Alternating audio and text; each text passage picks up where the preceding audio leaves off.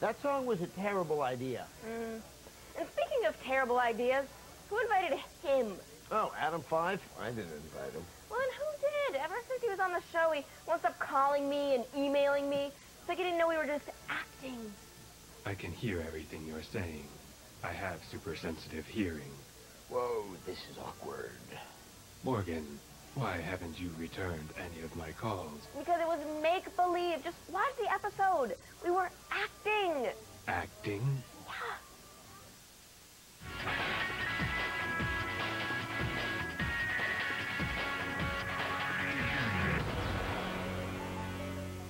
All right, can I have everyone's attention? It appears that some of our viewers are feeling like our opinions are getting in the way of our reviews. So, in the interest of objectivity, I'd like to introduce you all to your new coworker. Wow, a robot! Yes, a robot. And you're fired. The robot's getting your cube. Oh my God. Now!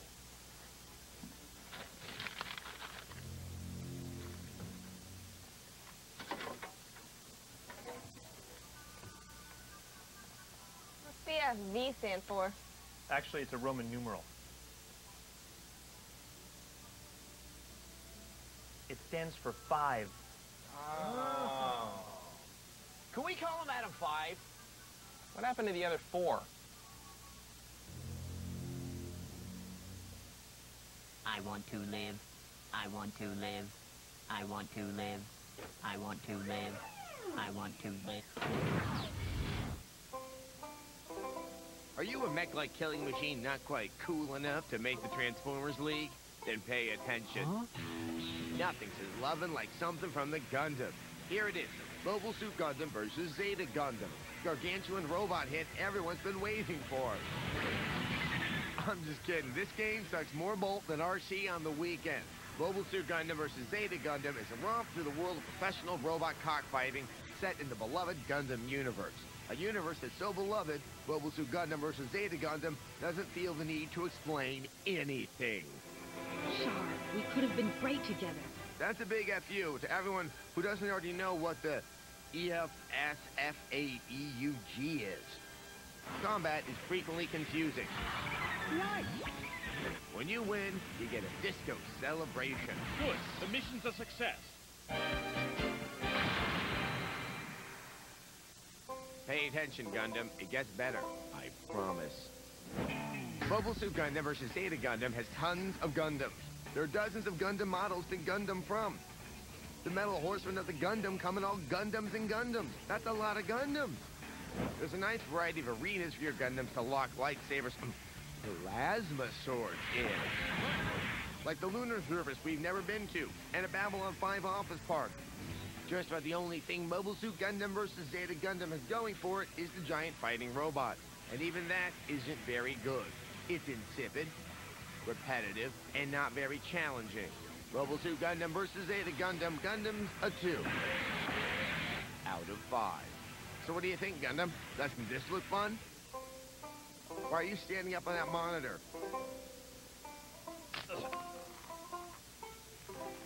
I know how you feel. Will it download MP3s? Will it cook? Can I take it home? Will he raise my baby? I cannot believe you people. Look at you, fawning all over that robot. I, for one, don't trust it. I mean, come on. What's the worst that could happen?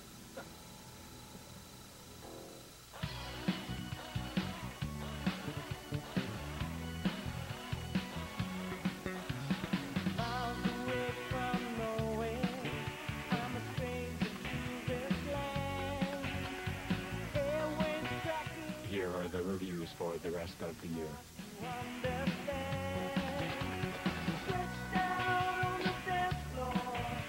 This is the main power source for the entire network. Flip this switch, and you shut it all down. You know, just click, and then... All right, let me show you the water supply. You know, Adam 5 is the best thing that's ever happened to X-Play. Well, I still say he's a jerk.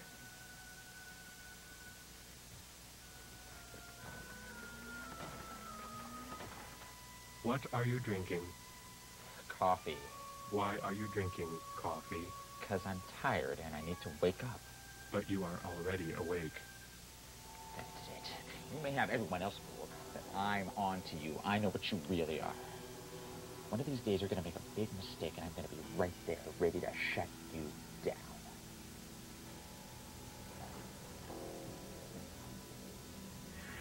Coming up, Adam 5 learns to laugh.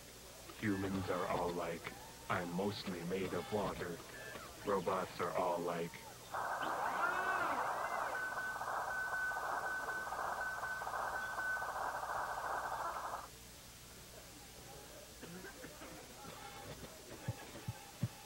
is this device functioning properly?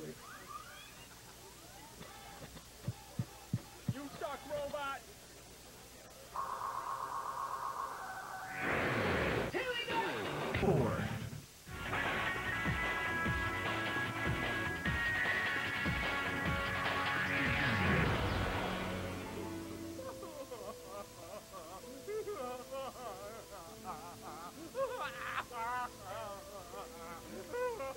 Man, that guy's in bad shape. Yeah, poor guy. His girlfriend left him for a robot. Well, that explains why he hates Adam 5 so much. Why does he cry? Should I call a doctor? Well, he's just a little broken-hearted. If his heart is broken, how is he still living? Just a figure of speech means his girlfriend left him, but he still really loves her. What is love? It's a human thing. I'll teach you later.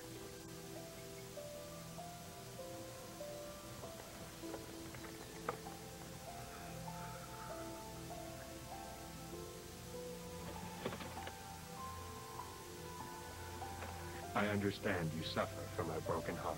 Perhaps I can be of assistance. This heart appears to be functioning properly.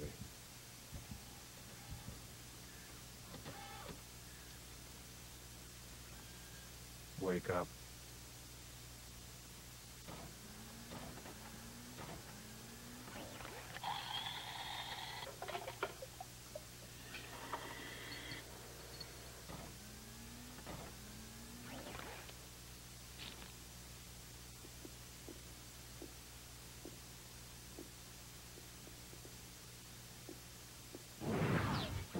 Are you a robot left behind? Are you a robot that wants more out of gameplay? Do you feel video games have abandoned robots to the proverbial scrap heap? Leave those robot dreary dreams behind you. These are games you've never considered, but my dear automatons, you should have. These are games for robot bastards. Robots love Mega Man. Mega Man is to robots what Bret the Hitman Hart is to wrestlers. The best there is, the best there was, the best there will ever be. Mega Man 1, Mega Man 2, all the way up to 8, plus surprises. That's a lot of side-scrolling robot action, and it can be yours, robot. It can be yours. Tekken 4 is just one of many Tekkens that have titillated and tickled for years. But robots haven't paid attention. Robots just assume the game is only female life forms and bears to fight with. Not the case. We give you Combot, a robot not afraid to throw down with the ladies. In Tekken 4, Combot represents the robot race by taking down the quote-unquote man. Which brings us to the mightiest of them all. Godzilla Destroy All Monsters Melee has all the monsters that have terrorized Tokyo for years, similar to how Will Smith has terrorized robots for years. But it also has Robotom's own movie monster, Mechagodzilla. And he's pissed. Nobody intimidates Mechagodzilla. From I Love the Godzilla 90s to Rodan to Godzilla 2000, all cower in the sight of this laser-blasting, gas-passing, foot-stomping mecha. There's also Mecha King Ghidorah, but that's just silly. Robot gamers, find these games, play them, teach them robot love. You damn robot bastards. You win.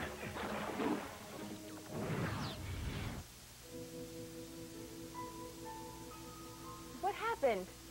Did Adam 5 do this? Whoa, whoa, back up, back up. Robots don't kill people. I mean, there's a perfectly logical explanation.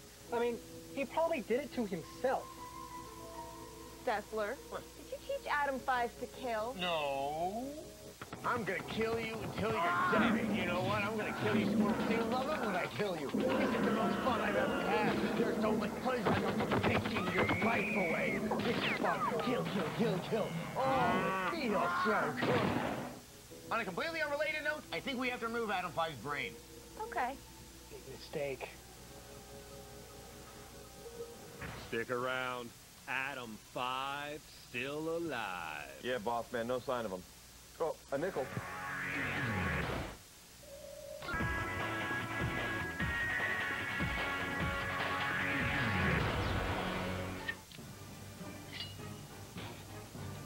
Wait. There has to be an explanation. What's to explain? We want his brain. Look at him. He's resting in his bedroom. You mean the X-Plane holding cell? I mean his bedroom. Adam 5, did you kill Paul? Yes. That's troublesome. But why did you kill him? If humans love and love causes pain, all humans must be destroyed. His logic's undeniable. All right. Here's how we're gonna get the robot's brain. Morgan and I are gonna hold him down. Morgan, it's very important that you have your foot at his throat. Got it. Then Leffler's gonna come with the tongs. Where'd Leffler go? Oh no.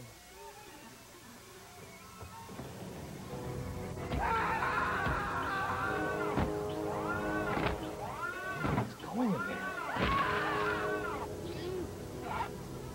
I'm going in there. Look, he's gone. Leffler! Oh, no, Leffler, hang on! Hang on! It's too late for me. Tell Adam 5 I loved her. Adam 5 was male. Really?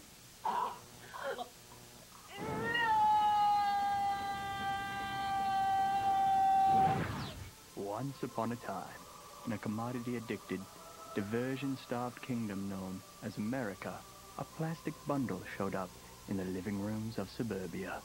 The year was 1985, and for 24,900 pennies, you got the Nintendo Entertainment System bundled with 2 controllers, 2 games. 2? A light gun, and Rob, the gaming robot. But as we know, children, skies cannot always remain sunny. Rob began to forget his childhood role. He started to think he was better than a toy. He began spinning discs for the neighborhood robots. Rob's parties became the bits and bytes of legend. The sharp chords of human inebriation began to commingle with Rob's vital lube. A mix that would prove most lethal. Dirty robot, drink, drink. After a while, Rob began to crave that which only humans could have. Rob wanted sensuality. Late one night, Rob and a robot of ill repute named Blogort began working on something no robot in history had ever had. It's magnificent. Other robots coveted Rob's bundled arrogance, yet they secretly wished for his downfall. Sick. He's sick, I tell you. What are you doing? That's my dongle. I hear he is bisexual. Look at him. No, Rob, no. I am burping. No. Better games came around and kids forgot about Rob. With his usefulness at an end, there was nothing left to do with Rob but melt him down and fill the cavities of grumpy old people. Oh, what do we do? Doesn't he have a remote control? Yeah, but I gave it to him. Okay, now why is he doing this? Well, I don't know. It's a robot. Maybe that's what...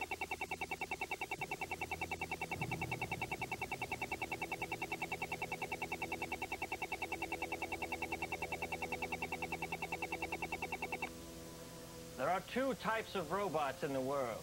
Those that need to kill and those that need to be loved. This robot wants both. It's unstoppable, and it's going to go on killing and loving, killing, loving, killing and loving, killing, loving, mostly killing, till there's no one to kill or love anymore. Ever. But surely there must be some way that we can stop it. No. Really? Well, there is one way, but you're not going to like it. Look out. Adam 5 is in the room. I don't see anything. Crap.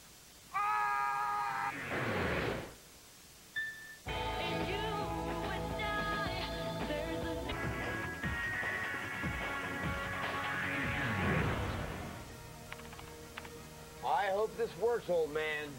It's our only chance. All right, I'm logged onto his frequency. Would you like to play a game? I will make the first move. On the bottom. No, but maybe, Bottom. maybe up there.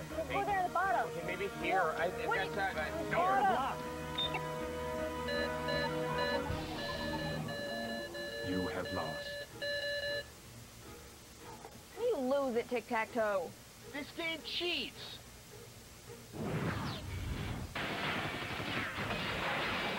With the arrival of 3D came a renaissance in video game robotics. So, for the connoisseur of chrome colossi, here are a few lesser-known mech masterpieces. For those who dig the turn-based stuff, Front Mission 4 may be your robo-poison of choice. This long and involving turn-based strategy game features hulking mechs, teeth-rattling weaponry, and the coolest mech intro sequence ever.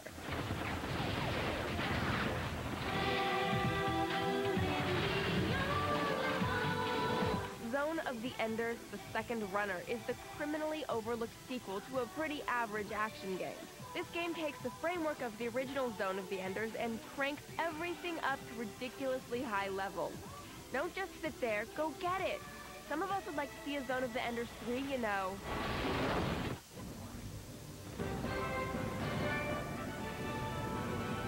Finally, an obscure little gem that giant robot fans absolutely must play.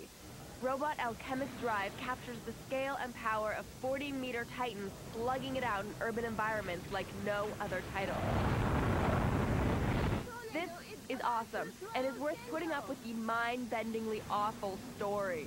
I'm on my own now. I'm getting by. Somehow. Alright.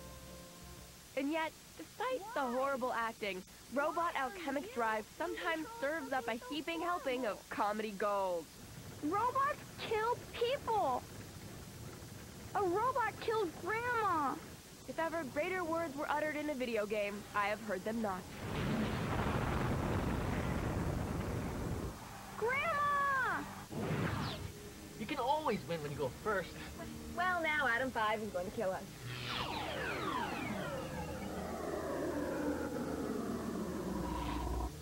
Oh God, he really is. It's too late. He's already here. Oh my God, we're all gonna die! There are two types of robots in the world. The type that wants to kill, and the type that wants to be loved. Loved. I'm going out there. Morgan, no! No! She's kind of crazy. The killing stops here. I cannot allow humans to suffer, so they must die. Love does not compute. I know it doesn't, but that's what makes it so wonderful. I mean, love hurts, but it's what makes it stronger. You know, love is inside all of us, even you. I do not feel this love. It's because love is about sacrifice. Sacrifice? You need someone to make the sacrifice for. Adam 5 has no one to love. Not true. That's not true.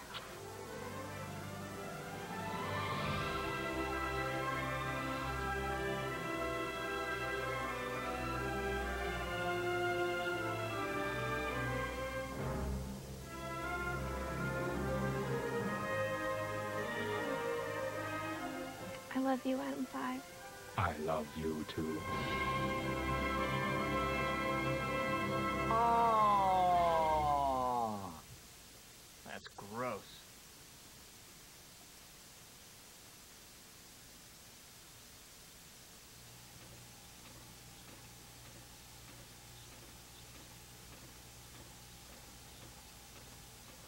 Honey, the disposal's backed up again. Yes, dear. Remember, love is about sacrifice. Yes, dear. You suck, robot!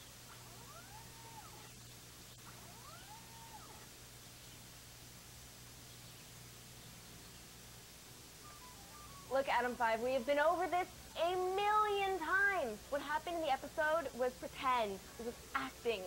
Even the kiss? Especially the kiss. But we had a baby. Together. Okay, yeah. See, that's a prop. The art department made that out of a Cabbage Patch doll and the insides of a fax machine. Art department? What is this art department? Listen, Adam 5, let's get you back out on that dating scene. I know a really hot Roomba. That's very nice of you. I am fortunate to have friends such as you. They continue to care for me after we had a baby.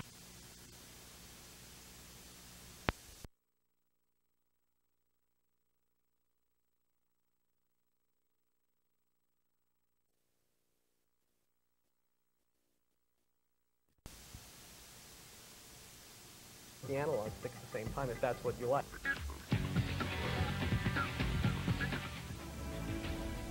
Hail!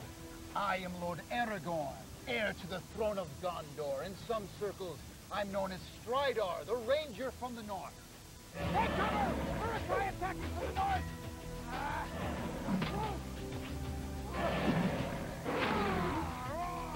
My God! There's some now! It's an entire Orc army! Mama kill! Mama kill! Catapult! Catapult!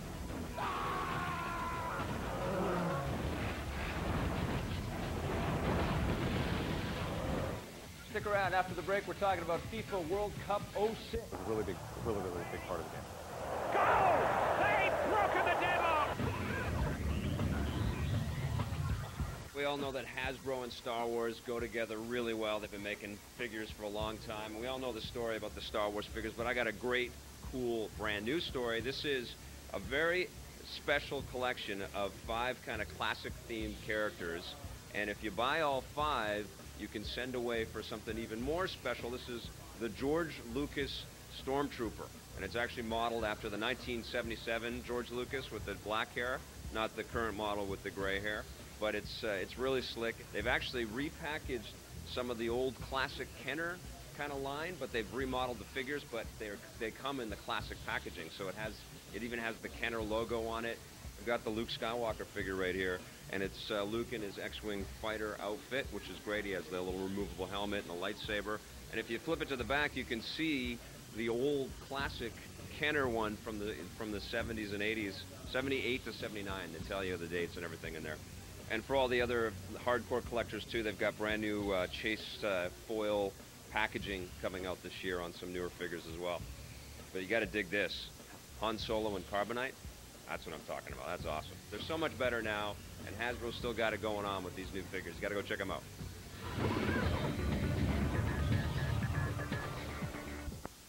Here, and we're all working really hard and looking forward to getting all the fans' feedback. Well, I got an Xbox sent to me like about a year ago, and I always thought it was for dorks.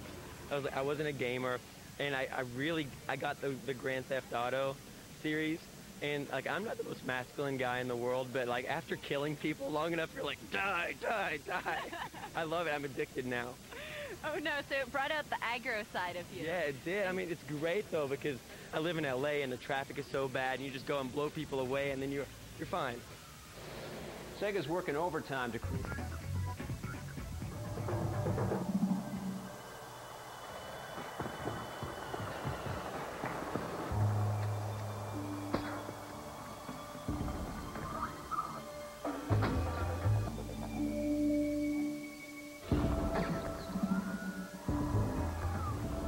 I heard something.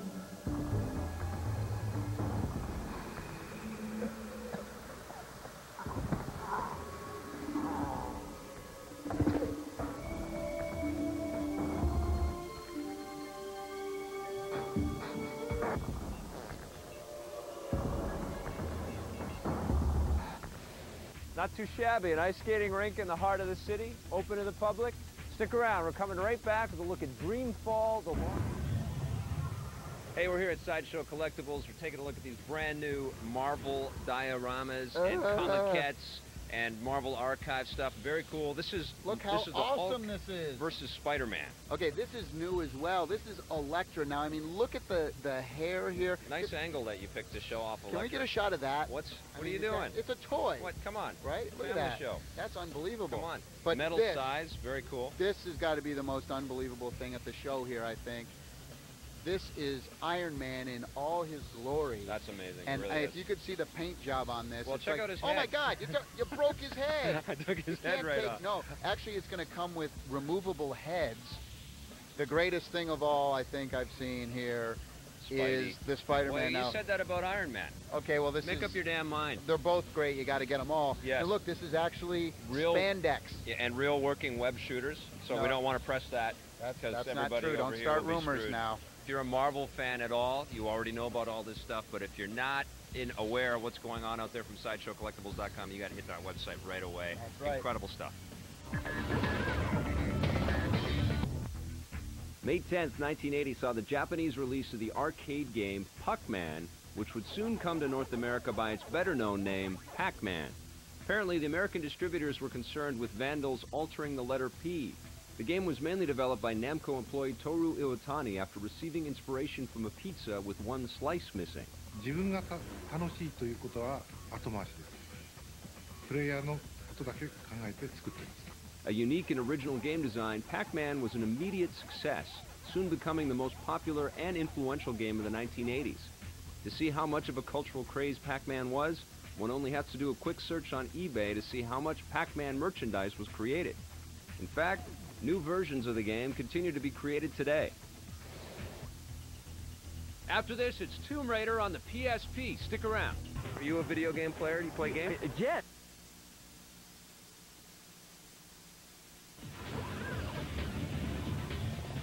Are you a video game player? Do you play games? Yes. I figured you might. What games do you I'm like? trying to get Resident Evil 4. Yes. You know, and Prince of Persia. Yeah. Those are the games I'm waiting to get. Oh, waiting to receive for free is what you're saying. Yeah, okay. If I could get it for free, that'd be pretty cool, no? Or something.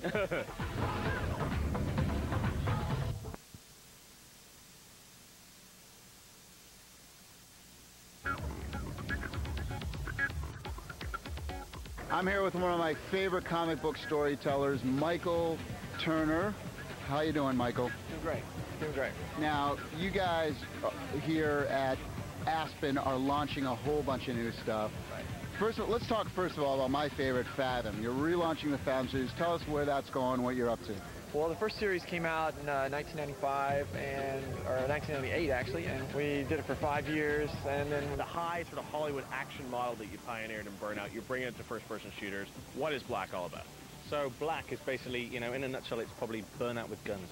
When we looked at the FPS genre, we just didn't see the shooting experience that we saw in movies. We just didn't see that being recreated anywhere in video games. So that's what Black's trying to do. We're just trying to capture the best gunfights from our favorite movies, from stuff like Aliens and True Lies and The Rock. We're just trying to take it off the big screen and put it in the screen at home. Tell us anything about the levels in the game. I mean, they have a sort of Eastern European feel to them. Where are we going to be going in this game, and what can we expect? Sure, so the levels in the game, you are going to Eastern Europe. You play a black operator on a dangerous mission in Eastern Europe. It involves a lot of shooting and a lot of explosions and a bit of killing. But yeah, the game's got an Eastern European location because I think that's where all modern thriller writers are going at the moment. Multiplayer is a big thing that people want to know about Black. Are you have any plans for multiplayer, or is it a single-player focus?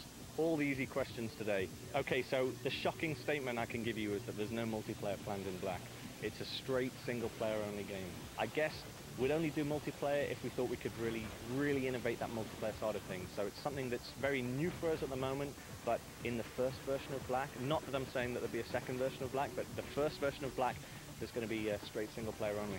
Well, I hope there's a second version. I gotta tell you, I mean, I played it, and it feels like a next-gen game on current-gen systems. You guys have done a fantastic job. Thank you. Thanks, Alex. It's Black. Make sure to check it out. Thank you. That game looks pretty crazy, total chaos. I think that's Criterion's specialty now. Well, The Matrix movies have spawned all kinds of video games over the years with varying degrees of success. but the thing is that none of them ever allowed you to play as the lead character, Neo, which never made any sense to me. Well, Atari and Shiny Entertainment are about to change all that with The Matrix Path of Neo. Check it out. All right, I'm here with the wonderful David Perry, and we're talking about the newest Matrix game, Path of Neo. This time, guys, you're playing Neo. There's been no deadlines.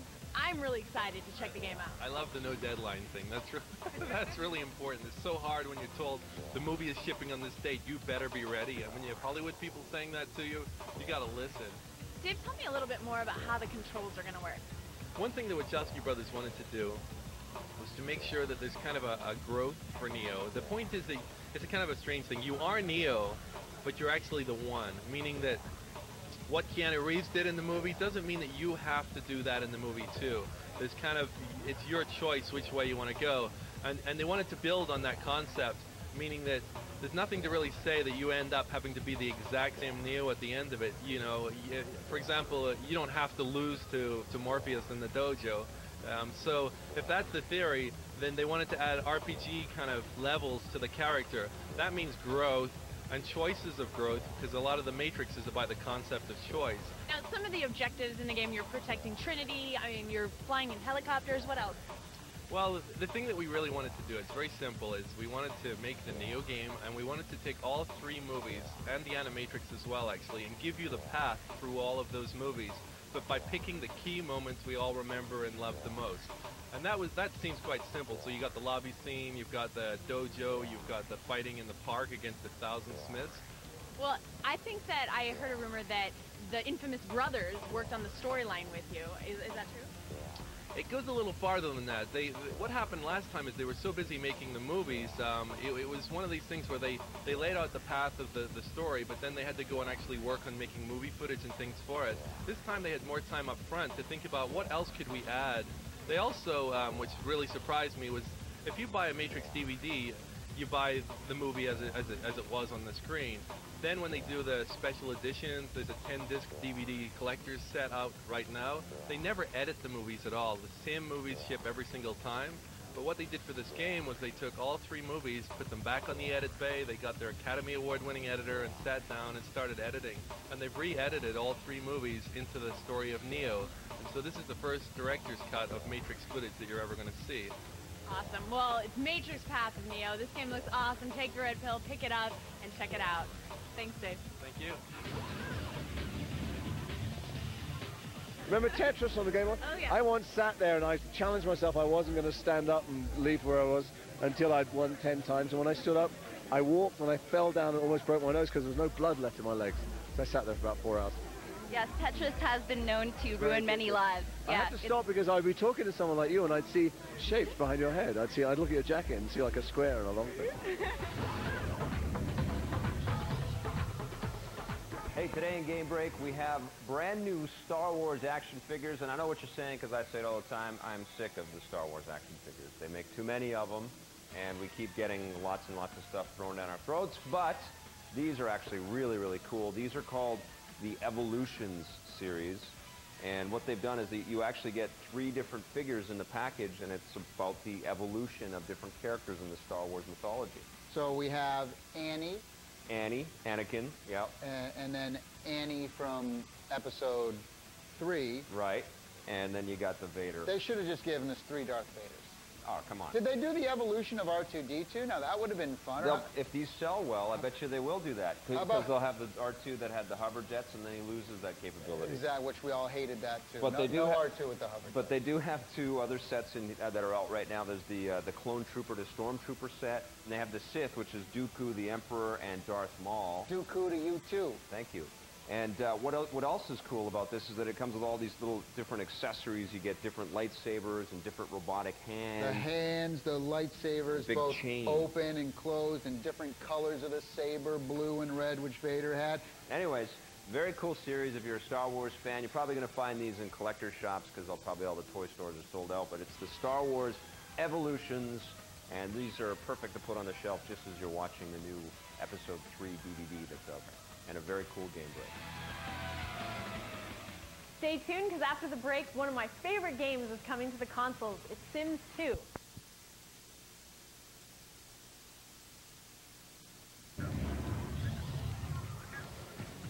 All right, I'm here with Andy Schmidt, who's the associate editor from Marvel. Now, you're working on a couple different books, couple Spider-Man books, which I'll ask you about, but one of the big books is the New Avengers, starting with a new #1, I noticed. Tell us the reason behind that. Well, basically, the Avengers got sort of a revamp, a reboot. We brought on great creators, Brian Michael Bendis and David Finch, and they disassembled the Avengers. The catchphrase of the Avengers is "Avengers Assemble," and they disassembled it.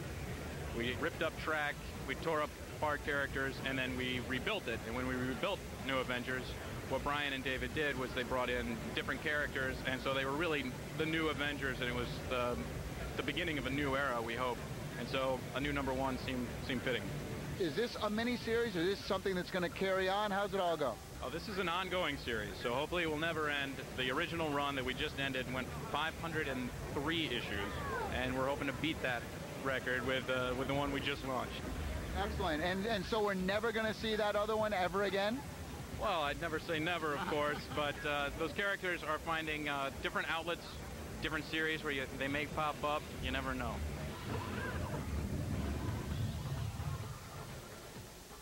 Hey, we're here with Jay, and he's going to tell us about Marvel Nemesis for the DS. Okay, so fighting game, you're looking forward to some really good special...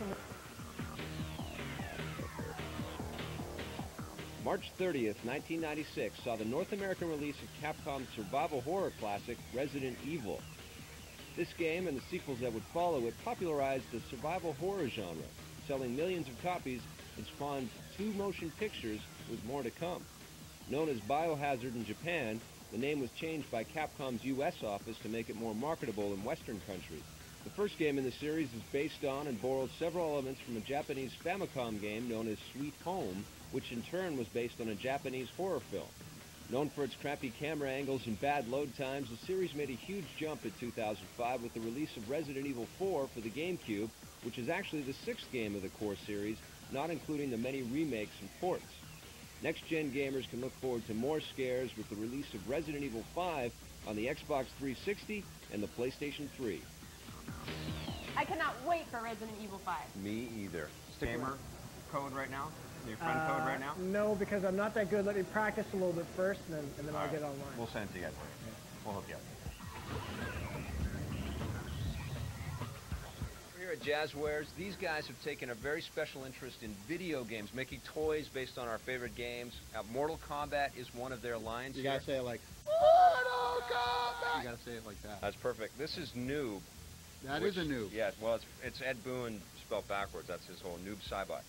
We got Reptile, Kano, we got Johnny Cage. This is Shaolin Monk stuff as well. Yes, it's the Shaolin Monk's designs and models, and they just look incredible. The Raiden with the electricity coming out of his hands. Got some classic ones as well. I love Baraka with the metal spikes coming out. Now they also do the Street Fighter lineup, and these look fantastic as well. They've kind of melded the kind of look of the classic Street Fighter with a little bit of the Alpha line as well, and it actually is very cool, very distinctive, different from other Street Fighters that we've seen in the past. Ryu, Ken, that Russian guy, they got them all.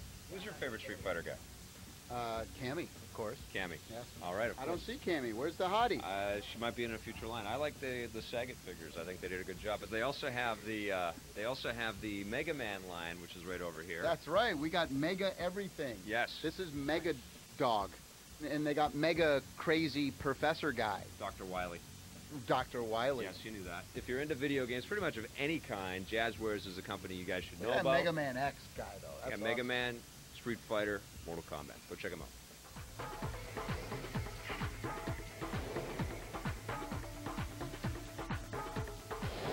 Hello, I'd like to welcome Electric Playground today to the Sony Bend studio. We're going to be taking a look at Siphon Filter Dark Mirror and some of the artwork for it. We're here with Francois Gilbert. He's the art director on Siphon Filter, Project Dark Mirror. We're going to go over some of the stuff that you do on the game. We know what the story is going to be of the level, and now we got to come up with the mood and the lighting scheme, and you know what the buildings are going to look like, and how dirty is it going to be. This is the actual in-game geometry, and it's you know, we try to approach the look of the concept art as much as we can, and following the technical constraints of making a PSP game. All right, hey, we're here with Dana McKenzie, senior artist at the studio, who is in charge of all of our interface stuff. Dana, we're going to have you show us what you do. Sure thing. Working closely with John Garvin, who's the creative director here at the studio, we kind of came up with a vision for Dark Mirror, just kind of looking at a lot of different things for inspiration, but mostly just dealing with high-tech stuff, weaponry, military, not taking necessarily a SOCOM approach, but just something that's unique to Siphon Filter. And that's sort of where we came up with this whole green color scheme, dealing with like widescreen for PSP, all that stuff, going for real kind of high-tech imagery. So that was a quick tour of some of the artwork that we do for the game. I'd like to thank Electric Playground for stopping by, and check us out. It's Siphon Filter Dark Mirror. Thanks. Hey, don't go away. When we come back, the movies go to Sundance, and it's not what you think.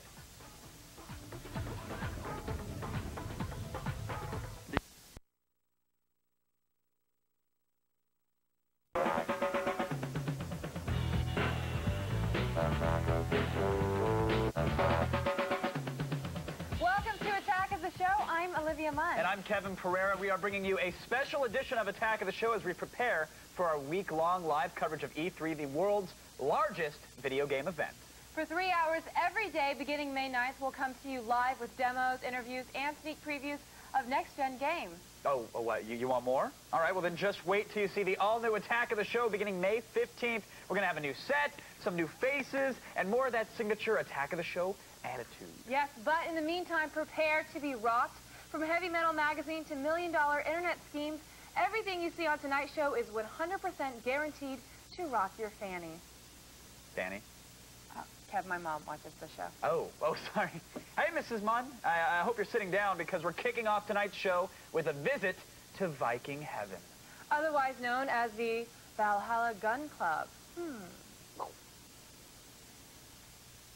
I'm here at the Elk Mountain Resort near Montrose, Colorado, home of the Valhalla Shooting Club. Now, if you don't know your Viking history, Valhalla means place to have a really good time. And if you like to shoot guns, lots and lots of guns, well then this is your Valhalla. Now, as you may have guessed, I don't really shoot guns. So I'm gonna need a little hands-on training before they let me through the maze. So Rob, tell me, what is Valhalla? Valhalla is both the greatest recreational amenity for a world-class luxury resort ever devised and the world's most progressive reality-based training center. We deal a lot with the U.S. Army Special Forces. We've also dealt with Navy Special Forces, and we deal a lot with the high-end law enforcement and executive protection from around the world.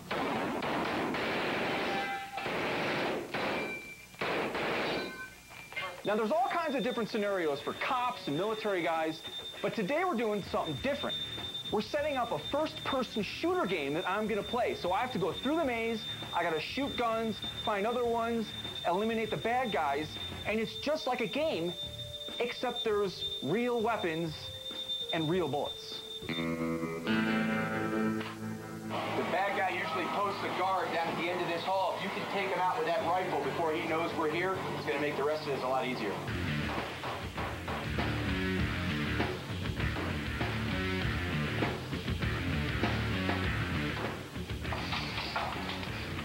And move into the airplane.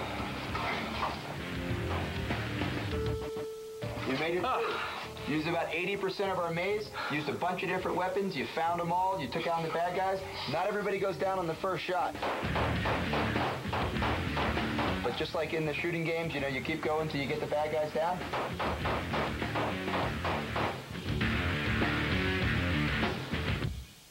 I don't know if I should be concerned, but Brendan looked very, very comfortable shooting everything inside. Yeah, he has a little bit of anger issue, I think. Probably. That's But the question that I have, Olivia, is do you think pets get reunited with their owners in Valhalla?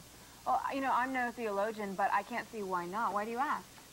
You know, it's kind of weird. I guess I've just got, like, puppies and kittens on the brain lately. Is that a euphemism for something, or are you actually talking about puppies and kittens? Look, why can't I just enjoy something cute and fluffy, you know? I'm not all hard edges. No, you're not. Thank you.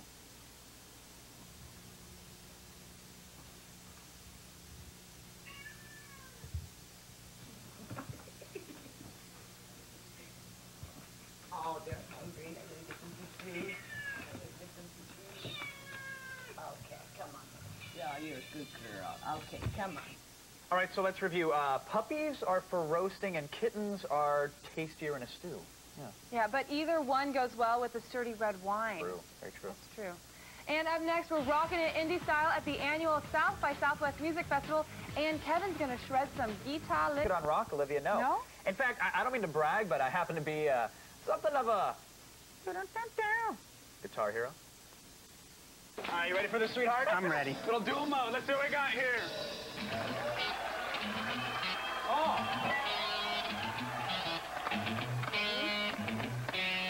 Whatever. Oh, yeah.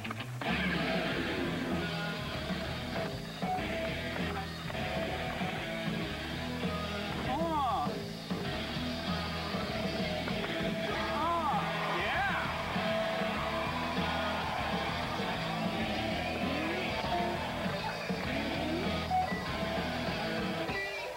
Style point, style point.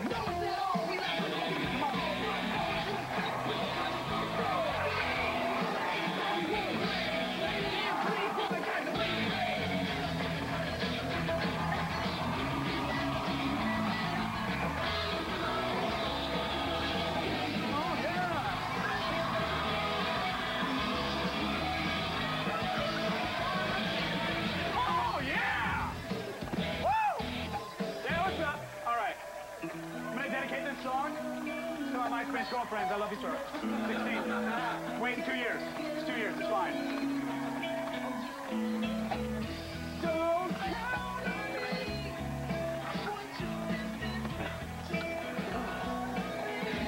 No! Oh, yeah! I love the guitar hero! Yes! Yes! How do you like that? Kev, I had no idea you could rock so hard. Well, you know, it's my blessing and my burden, Olivia. Burden? Well, you know, guitars aren't cheap. I go through like 2 or 3 a day sometimes. I just smash them like crazy. Yes, I did not know this Yeah. about you. By the way, I happen to be decent at the game. I know it didn't show there, but as you can see, we were going for performance style points, if you will, and unfortunately the PlayStation 2 doesn't actually award those, so. Yeah, sure. All right, fine. Yeah, I believe that. Stick around, everybody, because there's lots more rocking to be done. We'll meet the world's heaviest millionaire, heavy metal magazine publisher. Our all-rock menu. What is next? It's Brendan Moran's Naked Butt. Oh, again? We had that last night. Actually, it's never too much. Oh. Lighten up. Brendan joined a bunch of Amtrak train mooners on one of their very first outings. It rocks. Gross. Did you notice the birthmark he has? It's in the shape of B. Arthur.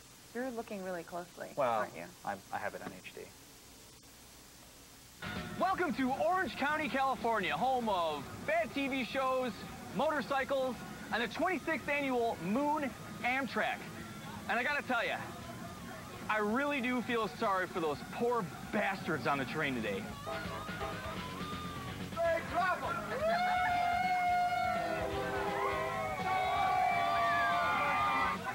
Now, all throughout the day, there's about 30 trains that are coming by, both in northbound and southbound directions. And the idea is simple. Is when the train starts coming by, people just run to the fence, they line up, and they drop their pants. You can be All their children know exactly what G4 is. They don't. So they're going to be in for a rude awakening next week. What does this have to do with video games? Very little. I'm being torn apart by women. This is oddly one of my fantasies. This was not the working plan.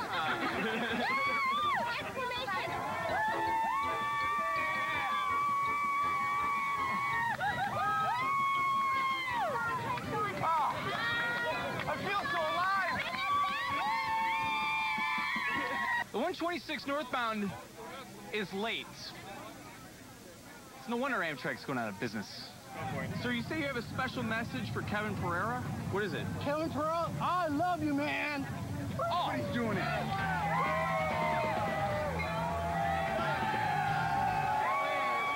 Kev, Kev, Brendan's got some pretty impressive mooning skills. He has quite an arsenal. He has the standard rear admiral, which is always good, exposes the flesh, but the squat and spread is quite an expert tactic. You grew up in Japan. Yeah. Have you ever practiced anything? Have you mooned any of their bullet trains when they come by? No, there really wasn't a point to it. The bullet trains would just whiz by so fast you couldn't even unbuckle your belt. I like a challenge. Oh, and speaking of challenges, folks, support your local music scene. Seriously, I remember growing up in Northern California, and my favorite bands, they would thrive on the encouragement of their fans. And I knew this one group, they were just about to pack it in. You know, the road had really beaten them up. And I said, guys, I shook them really hard. I'm like, don't give up. You guys rock. And they continued to play. That band, Green Day. Well, how old were you at the time? I was 6 years old. Uh-huh. All right. Good to know.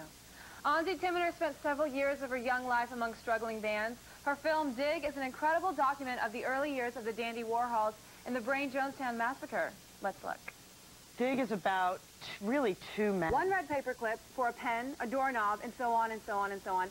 Up to, get this, a year's free rent in Phoenix. Yeah, but the last time he visited our studio, he actually only gotten as far as a moving van. Still pretty impressive, Kev. No, totally. Yeah, let's actually find out how he did it all.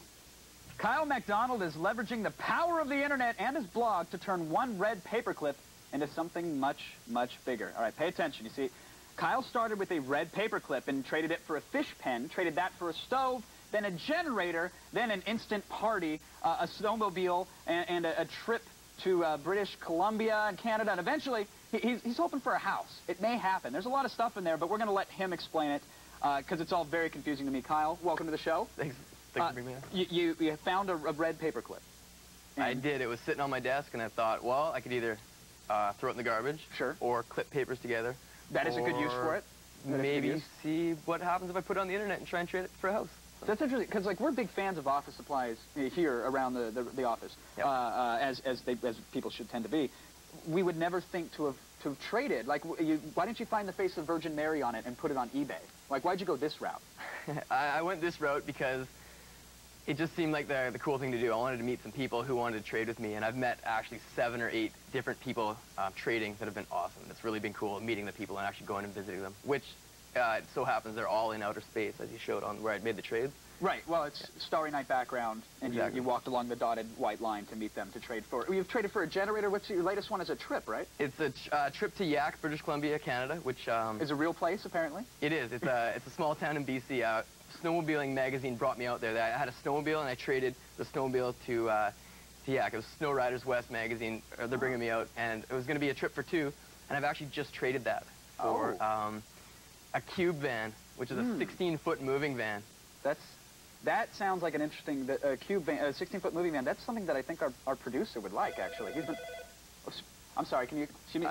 This is actually the producer's line. That's probably him calling right now. How surprising. Hello. Yes. Yes, he's right here. Yes, sir. My boss. Okay, I'll tell him. Kyle, you're not going to believe this. Our producer just called. He wants to trade you for the cube van. Really? He wants to offer you a deal. We have a briefcase that Sarah Lane is holding right now. Can we see the briefcase? It's full of nudie books, Kyle. Deal or no deal? Actual nudie books, Kyle. Autographed? None. No deal. No deal. Wow. All right. I'm sorry for that interruption there. He does really want the trip, though. So you said that you've gone around to meet these people, not to outer space, but where have you actually been taken while trading? I was started in Vancouver, British Columbia, went down to Seattle. Right after that, went to Amherst, Massachusetts. After that, came out here to just south of LA, Camp Pendleton. Made a trade on a military base. That's great. I mean, are they just calling you up? Are they emailing you? How is this working? They email me. If you go to oneredpaperclip.com, there's a very clear section that says offers for One Red Paperclip, or offers for, it'll be now Cube Van. You can click on that and make an offer for a doorknob or whatever I've had along the way. That's how it's happened. That's phenomenal. I mean, have you ever had anybody that said, well, I want to trade you, my unborn child, or I want to trade you, a pet or anything like that, and maybe reneged on it as well? No, one guy in New Jersey said, my name is Johnny, I'm 10 years old, I want to trade you my young sister, Jenny, who's 8, she's pulling my hair right now. Do you want to take her away from me? Did you take? I didn't, no. Can you hold that thought? I think that's our producer again. Really, again? Yeah, no problem. Yes, Mr. Producer. Really? Really? This is good, Kyle. This is really good. You're going to like this. Okay. I'll tell him. Thank you. Kyle, you're not going to believe this. Our producer really wants that cube van. Okay? He's willing to offer you a suitcase full of cheese. A suitcase full of cheese, Kyle. That is grade A cheese. Sarah, can we see some of the cheese? Has it been cut? Can we see? It is not. It's still packaged. I'm looking for somebody wrapped. to cut the cheese. I'm sorry, Kyle. That is not the offer. This is a deal or no deal for the briefcase full of cheese. No deal. No deal. Wow. Wow. I'm sorry, Mr. Producer. That's good. I like how you hold out, though. Yeah. Have you had to say no to a lot of things? How do you figure, like, what was your first trade? It was a paperclip for a pen for the lizard pen, right? No, it was a fish pen. Or a fish pen. Okay. Yeah. What in your mind said, okay, the pen is going to be worth more than the paperclip, or was it just to get the ball rolling at that point? It was to get the ball rolling. I just wanted to get rid of the paperclip. I had it for so long, and it just needed to go. And has it snowballed after that? Has it just been trade after trade? It has, and it's actually getting to the point where it's I could put these trades in my pocket and fly somewhere, which I didn't do. I was actually in the place. I was doing it in my spare time. Right. To move a snowmobile across country isn't the kind of thing you can put in your pocket. Unfortunately, you need big pockets. I don't have very big pockets. You need some old Navy cargo pants for that, and who shops there anymore, right? Yeah, I know. Don't ask me. Oh, Kyle, I'm sorry. I have no. This is the producer's line again. Hello, yes. Really? Can I tell him this? I'll let him know. Thank you. Thank you, sir. He really wants that cube van, Kyle. Kyle, he really wants that cube van. Do you want to see what's in the case? Yes. Sarah, let's show him what's in the case. Kyle, we want to give you a briefcase with another briefcase inside of it. It is a smaller briefcase, Kyle. Wow. Does that include the original briefcase? I'm sorry? Does it include the original briefcase? It does not. You are only trading for what is in the briefcase. What's in the smaller briefcase? She's not telling. Ooh. She's not telling. Is it a book about briefcases? We're not telling. Briefcase? This could be the Russian babushka doll of briefcases. There could be multiple briefcase I, or KCs if you will, but I need an answer right now, Kyle. Deal or no deal? Tough decision. I'm going to have to say no deal, but I'll say why. Wow. No question mark. It needs an oversized question mark on the small briefcase. That would have done it. That would have done it. It does. Yeah. We don't up-produce on this show, Kyle. That would have cost money and gaffer's tape, but we don't have either. But, hey, excellent nonetheless. Where can they go for more info? They can go to oneredpaperclip.com, either the number or ONE, redpaperclip.com. I'm looking for offers for the cube van. I just put it up about 20 minutes ago, so. And you're not accepting cheese or mini briefcases? Unless the cheese has been cut or the briefcases have a question mark on it. And autographed nudie magazine. There we go. Kyle, thanks again for coming on, man. We appreciate problem. it. Again, you can head on over to oneredpaperclip.com to see how Kyle's office supply adventure turns out. He's getting his house. You watch. Will he stop at a house, you think? Why not go for a small town after that, or maybe his own country? Listen, anybody who can turn a paperclip, nonetheless a red one, into a moving van, they get my vote. Yes, but enough politics. Right after this break, we'll meet a man who made money out of something that doesn't even technically exist. Yeah. But first. Yes, but first, a man who paid his way through college selling pixels on his homepage. Yes, getting people to pay you for something that doesn't even exist, well... It rocks. That rocks. It's my personal opinion, and I think I speak for pretty much everybody in the world, at least on the internet, but hate you so much. Like, just the deep-seated hatred that just, you know, I really want to lunge forward and rip your aorta. And the reason I hate you so much is that you are a brilliant man, and you did it before anybody else. Tell me about $1 Million homepage. Tell me you were drunk one night, you just registered the domain and it happened, or was more thought put into the site before then? It happened in one night, but I wasn't drunk, I'm afraid. Good. Yeah, I was like up late with my notepad trying to work out how to make money before going to university. Because that's all it takes is a little 3-ring binder and then a pen, and you can figure it out, right? Exactly. I love notepads, blank pages, you know, it's like opportunity right there on a piece of paper. See, I ended up with like stick-figure doodles that have giant breasts. I don't ever end up making $1 million off the internet. Yeah, no, most of the pages are like that. Oh, good. Yeah. But one said $1millionhomepage.com, that sounds good. Yeah. So how long between coming up with that idea on the notepad to, I mean, how much have you made so far? $604,000 as of about 10 minutes ago. So. Wow. So $600 some odd thousand, and essentially you created a website where people could buy a single pixel as an advertisement, buy a tiny little block? Yeah. So there's like 1 million pixels on the homepage in this big grid, and I'm selling each pixel for like $1 each, but you have to buy 100 because well, like one pixel is so tiny, isn't it? You know, sure. It'd be too small, so you have to buy like a little box of 100. But you can buy more. You can buy like, well, some people have bought like 10,000, so they've got this great big. You decided, you know, let's make a limit to buy in, but why put a limit as to what they could buy? Yeah, exactly. Well, I mean, you're limited by the like million, so there's like only 400,000 left. I say only, but yeah, you know, that means you've made over $600,000 off of a single web page on the internet. Yeah. Wow. Yeah. Now you're a student. Yeah. You're still in college? Yeah, I only started this year. So was it ramen before then, and now it's like filet mignon every night on the Foreman Grill in the frat house? Or how's this changed your life?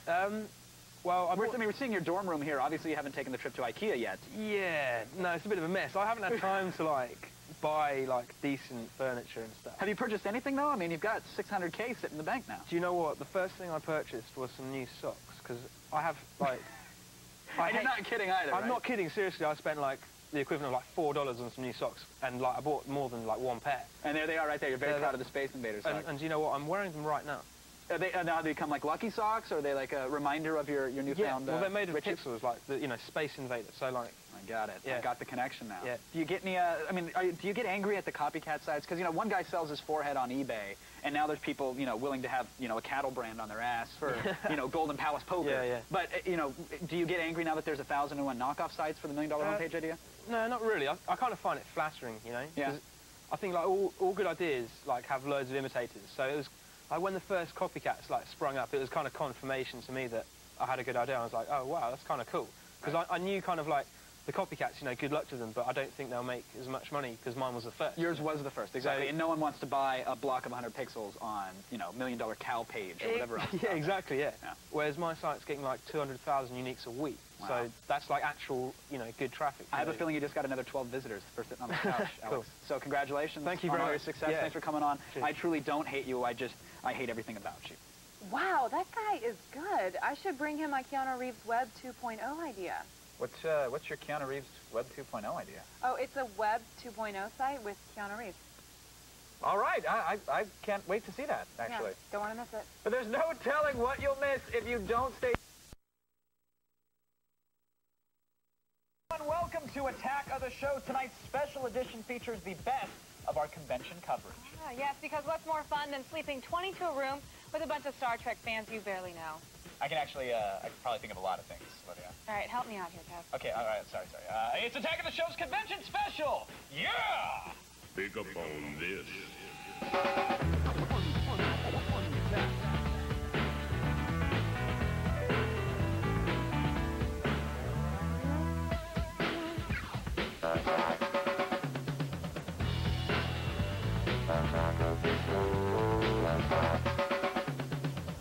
Welcome to Attack of the Show. This is the one and only Kevin Pereira. That is right, and that right there is Miss Olivia Munn. And today we are bringing you a special edition Attack of the Show as we get ready for our week-long live coverage of E3, the world's biggest video game event. Yes, for 3 hours every day beginning May 9th, we'll come to you live with demos, interviews, and sneak previews of next-gen games. That's right. Oh, you want more? Oh, then wait to see the all-new Attack of the Show beginning May 15th. We're going to have a new set, some new faces, and even more of that signature Attack of the Show attitude. Yes, but in the meantime, let's hit the road from E3 to Comic-Con, from Star Trek weekends to a celebration of the Big Lebowski. Tonight, we're all about our favorite conventions.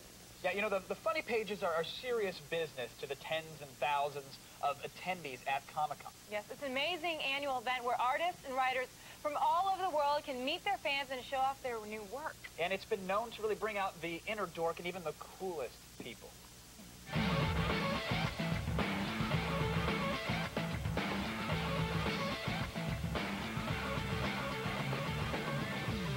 I'm in New York for Comic-Con. New York, of course, the home of famous superheroes like Spider-Man and Daredevil. Welcome back to this special convention-going edition of Attack of the Show. Yeah, no convention experience would be complete without a visit to the dealer's room. That's the big musty ballroom full of all the cool crap that your mom threw out, and that's now actually worth a fortune. Yeah, but some moms, it turns out, aren't quite as tidy. No. Yeah. Face it, if any one of us could have figured out a way to turn our love of Star Wars into a career, we would have done it a long, long time ago, which is why we're in awe of Steve Sansweet, who went from Star Wars collector to author to Lucasfilm ambassador. Welcome to the show, Steve. Thanks a lot, Sean. Great to be here. It's a pleasure to have you here. You are a Jedi master. Well, yeah, in the fantasy world, maybe. You live the fanboy's dream. You're collecting Star Wars toys, and you're working at Lucasfilm. How did this happen? How do you do it? It did just sort of happen. I loved science fiction growing up.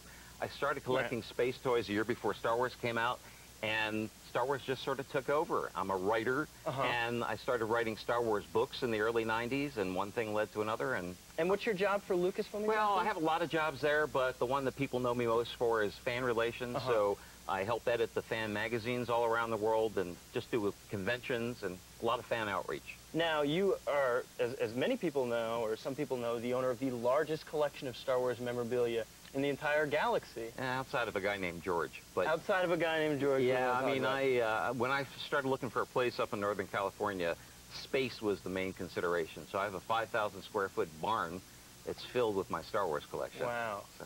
And how much is all this worth? You know that American Express commercial? Sure. Priceless. I don't really know, and I don't think I want to know. Really? Yeah. So you've never had it appraised or anything? No, because who would do the appraisal? Yeah, you're the expert. Price guy. Yeah, okay, so, yeah. Okay. Now, you have some favorite items in the collection. We're showing the video of it right now. Okay, what are we showing first? The Han Solo pistol? Well, yeah, I guess we're going to get to the Han Solo pistol. That's really a cool piece. This was an actual gun. It's a prop replica. It's very light. The real Mauser weighs about 6 or 7 pounds, so when you want to have something that just goes in Han Solo's holster, you have something lightweight like this resin gun. It's also known as the throwdown gun because it's the actual pistol that Han threw down in Jedi. Wow. Wow. Okay, now you have some items that that you brought to show us. Yeah, a couple of things. There's a company named Gentle Giant that scanned all the Star Wars actors for episodes 2 and 3 to be the basis of action figures and molds and things like that. And so I whined a lot, and they scanned me in Australia for episode 2 and made me a Star Wars action figure. Obi-Wan is my favorite character. Obi-Wan? Yes. So would that make you a Jedi Master? A Jedi, Padawan one learn? Yeah, Jedi Master. Jedi Master. Yeah, I mean, it comes with the card, too. Okay. So, oh, wow. Yeah. Oh, that's so cool. My accessories are lightsaber. But it's out of box, so it's worth less now. I just want to point that out to you, Steve. Okay. All right, now, before we get to this, you have a book coming out. I have a book coming out called the Star Wars Poster Book. Yeah, it has about 350 of my favorite posters out of about 2,300 in my collection. It's amazing. There's some here that really really caught my eye when I was looking at this. This one right here. That is I don't know if we're looking at some video bizarre. right now, but this is the Polish Empire poster. Yeah, this is pretty neat. Check this out. And now what do we have over here? Of course, for G4, a game poster. That's for the very first Atari arcade game, Vector Graphics. Still a great game. And people know the history of how influential LucasArts has been with video games. Absolutely. Star Wars has led me to meet and make friends of hundreds of people all over the world, and it's really enriched my life that way. So it's not just on a personal level. It's the community. Yeah, and you know, the collection has nothing to do with what I do at work. It's working with people and working with fans. I love it. It's great. Steve, it was great to talk to you. Sean, my pleasure. I'm in awe. Seriously. Thank you. So, Kev, what was your favorite Star Wars toy? I really liked my Lando Calrissian action figure, I gotta be honest. Like, he was a big help to me in my adolescence. Whenever I was too shy to approach a girl I liked, I'd ask Lando what to do, and he'd always know the right thing to say. Yeah, Good. It is true. Lando is the devil with the ladies. Yeah, you won't find many action figures at this next convention, however. Yes, but you can be sure somebody there is working on a Death Star. Nice. DEF CON 13, compromised boxes, Linux, undercover FBI agents, it's all here. Today we're going to take a look inside and see if I can find the guy that's been using my credit card to play Star Wars Galaxies. I want to do a con on the West Coast that wasn't tied to like a time of the year, so I needed a name for it, and I also needed a location. There are no hackers in Vegas. It was just a barren wasteland of casinos. So if you wanted to come to the con, you actually had to drive here, get in a car, you know, fly here. So we were hoping that that would self-select the people who really were into it. 4 or 5 years after DEF CON started, everything switched upside down. You know, Linux was free, PCs are a giveaway, internet's, you know, dial-up, or AOL's giving you 1,000,000 hours. So all the reasons you broke into originally are all gone, you know, they switched around, they're no longer there. So it's been this whole evolution of the whole hacker scene.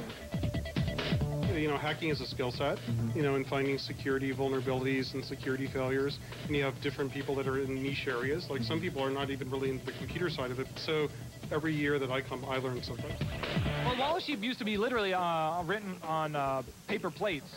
And these guys would sniff the wireless network, and everything they saw something they shouldn't, like somebody logging in to check their mail, clear text with no encryption or protection, they'd write down the information, they'd stick it up on the wall like, you know, this guy doesn't know what he's doing. And it grew and grew and grew, and it's gotten so big now, you'd think people would get smarter over the years, but now it's electronic and they project it on the wall.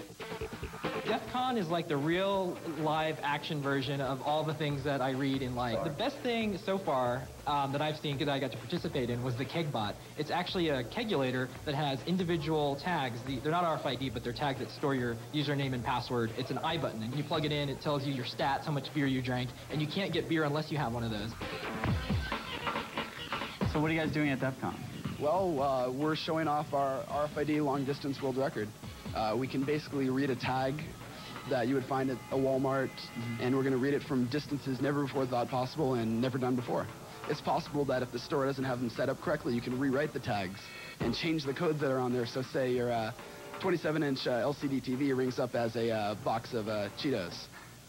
So it definitely has room for exploitation. Yeah, one of our biggest projects that we've been working on lately is called From the Shadows. It's an IPTV program based around new technologies and using technologies in ways never before thought possible.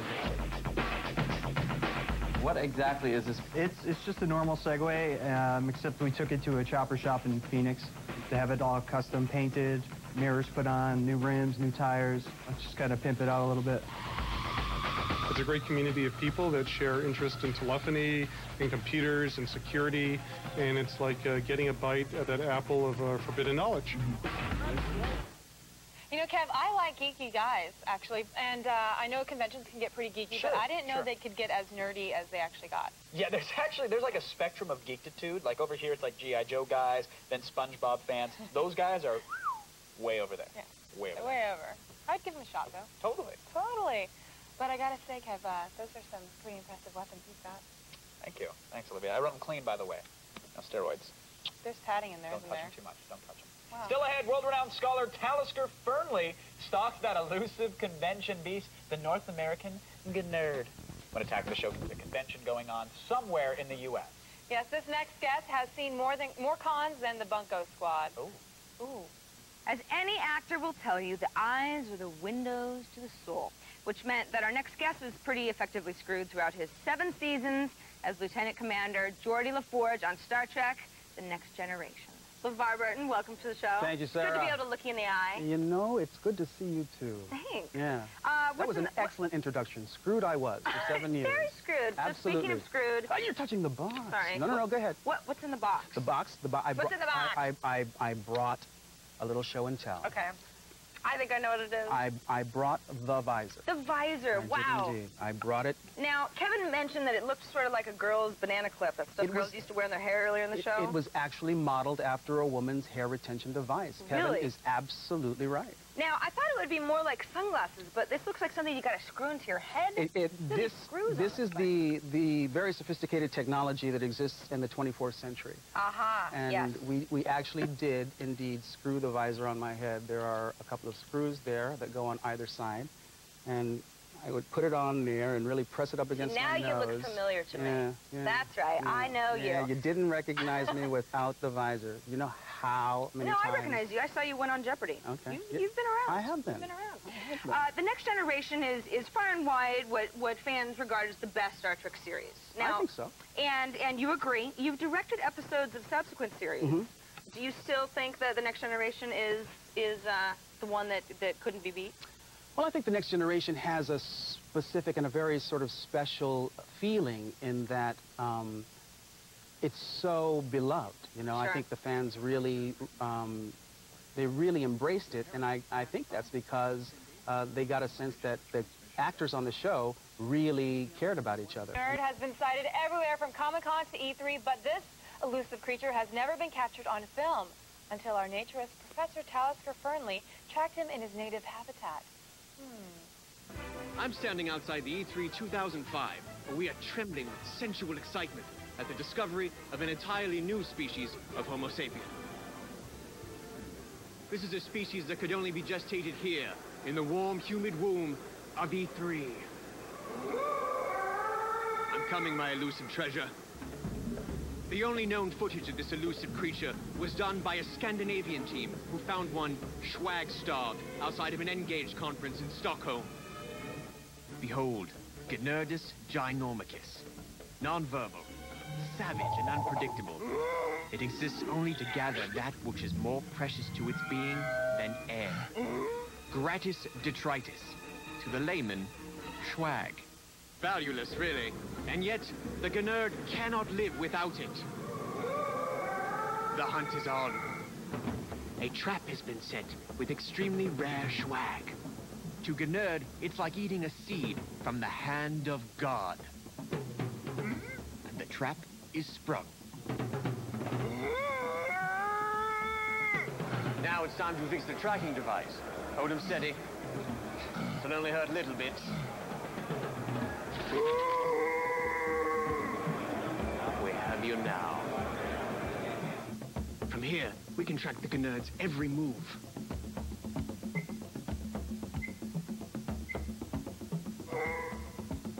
Sensual. Our tracking device has revealed this to be a nexus of Gnerd activity. Let us see what happens when two of the species interact while in the midst of their swag-gathering rituals. Oh. Sensuality.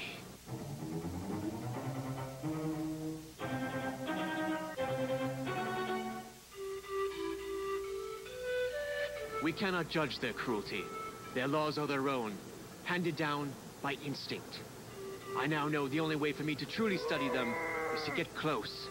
I must become Gnerd.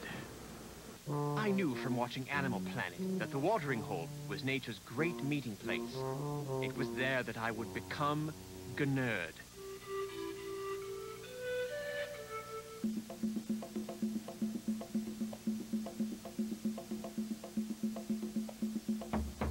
It was then I understood the liberating freedom of Gnerd. Gnerd showed me the complexity of nothing. Nothing but the soulless, cold touch of a hollow marketing ploy. E3 will soon be over. He will return to hibernate in the cold subterranean recesses of some dark suburban basement. God, I love that sound. Kev, I wonder how these creatures reproduce. I think it's mostly by mail order, actually. Interesting concept. All right, stick around. There's lots more to come after the break, including a visit with everybody's favorite... Vader, we're here at the ArcLight for a large gathering of sweaty Star Wars nerds. Vader here, Attack of the Sith. What number is it? What number is it? What are you looking at, buddy? Huh? I didn't like the sound of that. You know what? I don't like the look of you.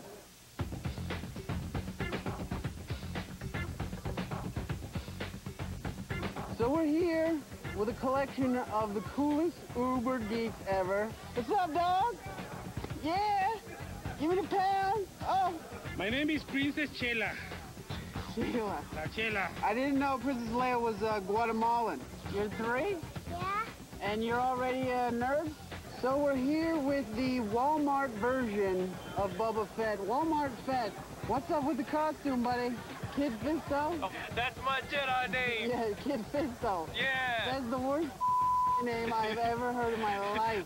This is a dream come true. Oh, you look great. You look great. How old are you? Legal?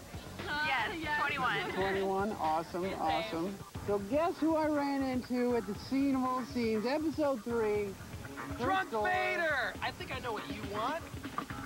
Yeah, buddy. DVD Whoa, these days. there you Chris, go. watch where you're putting that, buddy. Spoiler! I'm wasted! Spoiler! You're hot! Spoiler! I'm a jerk! And look, Darth Vader's in, he's into fat chicks. Ah, be careful with my head, Daddy. Ah! That's not nice to say, because I'm into fat chicks, too.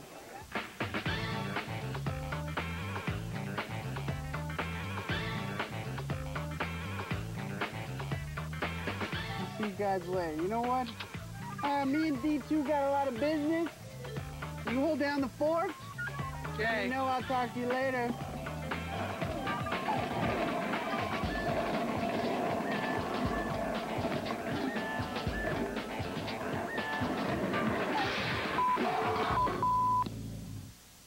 You know, I'll give him this much. He knows how to work the cape. True, true. He's no Ian McKellen, but you're right. Guy does have style. Yeah. For a lush.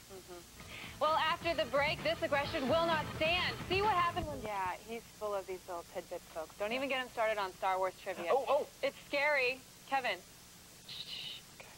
But, you know, you'd actually love these Star Wars fans. Oh. Welcome to Star Wars Celebration 3 here in freezing cold Indianapolis. Now, this is the 4th time that Star Wars fans have come together before the release of the film, which begs the question of why it's called Celebration 3. But I digress. 28,000 people are expected to be here, a third of them dressed up as stormtroopers. And the big surprise this year is George Lucas is on site, although he won't talk to me. I just saw George Lucas this morning. I waited in line since 5 p.m. yesterday, and it honestly felt like a tsunami. It was horrible, but it was worth it getting to see George Lucas in person. There's going to be a TV series. It's going to be like real live-action actors. He said it's going to be about secondary characters, but he didn't really say which ones. You heard it here first, folks. Second-hand information from someone else who saw George Lucas today. Excuse me, sir. Can I ask you a question? Yeah. Do you know that you have a water bong sticking out of your backpack? I don't think so. Well, maybe later you and I can meet in the bathroom. No, I don't think so. Are you guys getting a lot of attention because you're in costume today? Yeah, a little bit. A little more attention because of the breath. Star Wars wouldn't be Star Wars without the merchandising. This place has hundreds of booths where adults can come and get toy figurines. Or something like this, my favorite, the Jar Jar Binks collectible Taco Bell mug. Boo Jar Jar is right, ma'am. So you guys playing cards? I'm selling right now Star Wars Breakbeat. It's my remix record. Just Star Wars remixes and such. From, like, the Empire March and stuff like that? Or what? Classic Trilogy and Phantom Menace. What scene in the Star Wars films do the kilts come in? Why don't you answer that one? It's somewhere on the editing room floor. Is it like swimming in cold water? What kind of stuff are people asking for? Vaders. I have a lot of requests for Vaders. A lot of the cog pieces. This is called the cog. It's an Imperial cog. It's actually like the symbol for the Empire. I have implants to make my Tusken Raider eyes pop out. Oh my God. Yeah, so I'm really devoted. My knuckles are tattooed. Finally, someone has it right, because what's the point of building an R2 unit if you can't race them against other ones and run them around an obstacle course? This is the 2005 running of the robots.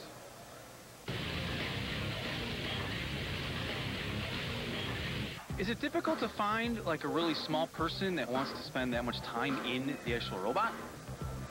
I don't know any dwarves. I know a few. Actually, I met the guy who plays... Yeah.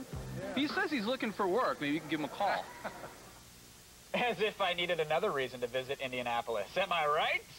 Hey, Kev, sad news. I heard that you're actually not a fan of the first 3 Star Wars. Well, you know, I haven't seen them for the longest time. I remember watching them really young, but I went back to check them out because everybody's like, oh, you're missing it. I wanted to see what all the hoopla was about. Dude, the special effects kind of suck, I got to be honest. I don't know what that's all about. Because it's the 70s, Kev. Oh, yeah. Yeah. That's right. The magical time when Chewie shot first. That's not true, actually. It's not. Here we are, everybody. Attack of the Show Special Convention Edition continues right after this. Punch it, Olivia!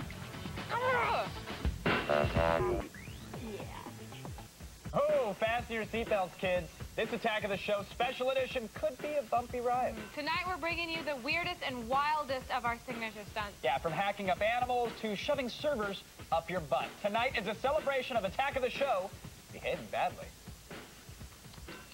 Pick up on this.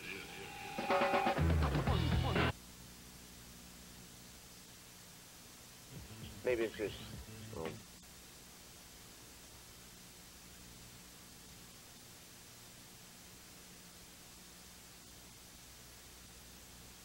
Then stick around for an all-new Attack of the Show beginning May 15th. We'll have a new set, new faces, and more of that signature Attack of the Show attitude. But in the meantime, why don't you lay down a drop cloth and put in your mouth guard. Actually, some protective eyewear might help too, because tonight we're all about Attack of the Show behaving badly. You know those 3 magic words that can grab a man's attention, Olivia? Free lap dance? No, actually, no. That's an excellent guess. I was actually thinking of I dare you. You know, you want a guy to do something, you don't ask, you dare. Why? Because we'll make complete fools out of ourselves. You do that every day. You dare me to. Do it. I double dare you to do it. You double dare me? I'm double daring you. No. I'll take the physical challenge. Oh. And Kevin is taking the physical challenge. Hey, did you guys ever pop water balloons when you were a kid? Yeah. I used to do it all the time. It's a lot of fun, right? Yeah. It's great. Well, good, because what we're going to be doing right now is we're going to be popping some water balloons and having some fun. Oh, that's awesome. So, Kevin, we have a special helmet for you. I'm going to bring that helmet in. Sure, trouble. Now, we're going to put this on. It's okay. Take your time. Take your time. Okay. So we got this helmet for you. All right. Now, be careful when you're putting it on. It is sharp. There is a pin on top of that helmet. Now, you may be asking yourself, why is there a pin on top of this helmet? Why is there a pin on this helmet? Well, Sarah, that's where you come in. Why don't you come over here? Okay. What we have here is a pile of water balloons for you. Now, what you're going to be doing is you're going to be taking these water balloons one at a time and lobbing them at Kevin. Kevin's going to try to pop the water balloons with his head. Okay. Now, there's a red flag inside one of these balloons. If you can find that red flag within 30 seconds or less, you'll win this. It's the lifelong pocket calculator. Whether in school or on the go or at home, you need a calculator to help you with those hard math problems. It even has auto shut-off. The pocket calculator from Lifelong. I can use that calculator. You can use that calculator. It's good for school. Are you guys ready? I'm ready. Are you ready to go? We're ready, Sarah. Now on your mark. Get set. Go! Sarah throws the first water balloon. Kevin misses it. It hits the pin. It bounces off. Oh, good win. Good pin. We got 25 seconds left. We are still looking for that flag. Come on. Keep throwing the water balloons. Keep throwing the water balloons. There's slime all over the place. Oh, be careful, be careful. It is slippery. Keep hitting the water balloons. Keep hitting the water balloons, Sarah. Keep it up. There's 14 seconds left. 13 seconds left. 12. Look for the flag. Is the flag around? Is the flag on the ground? I don't see the flag. Keep throwing the water balloons. We got a minute. We got 6 seconds left. 5, 4, 3, 2, 1. I got it. Wait, I got it. I am sorry. We did not win the flag, Kevin. I'm sorry.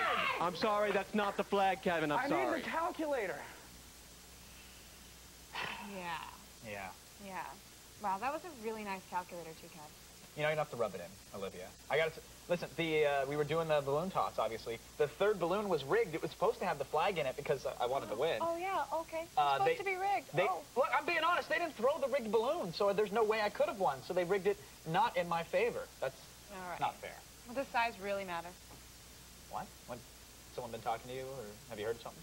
No, it's just that we once had the world's biggest NES controller in our studio.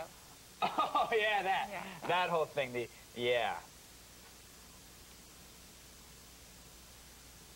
What we're going to do today is we're going to build a little bit of a bigger controller so that I can get my hands around it and play Nintendo. All right, let's do that. So let's start off with the insides of the Nintendo controller. This is what it looks like. So you gutted it. I gutted it, and you're going to see there's a bunch of different switches on here. There's actually 8 triggers. There's 4 for each directional pad, as you can see here. There's a start and select button, and there's a and B buttons. All right. So what happens is basically you have a ground and you have a 1 volt, and when they're connected by the button that's pushed down on top of them, it actually creates a kind of like a short, and that's what allows... and that's what tells the NES, okay, that's being pressed. Right. You're pressing A, you're pressing B, you're pressing left or right. Gotcha. So what we've done now is the next step is this one here. All right. Go ahead and show that one off.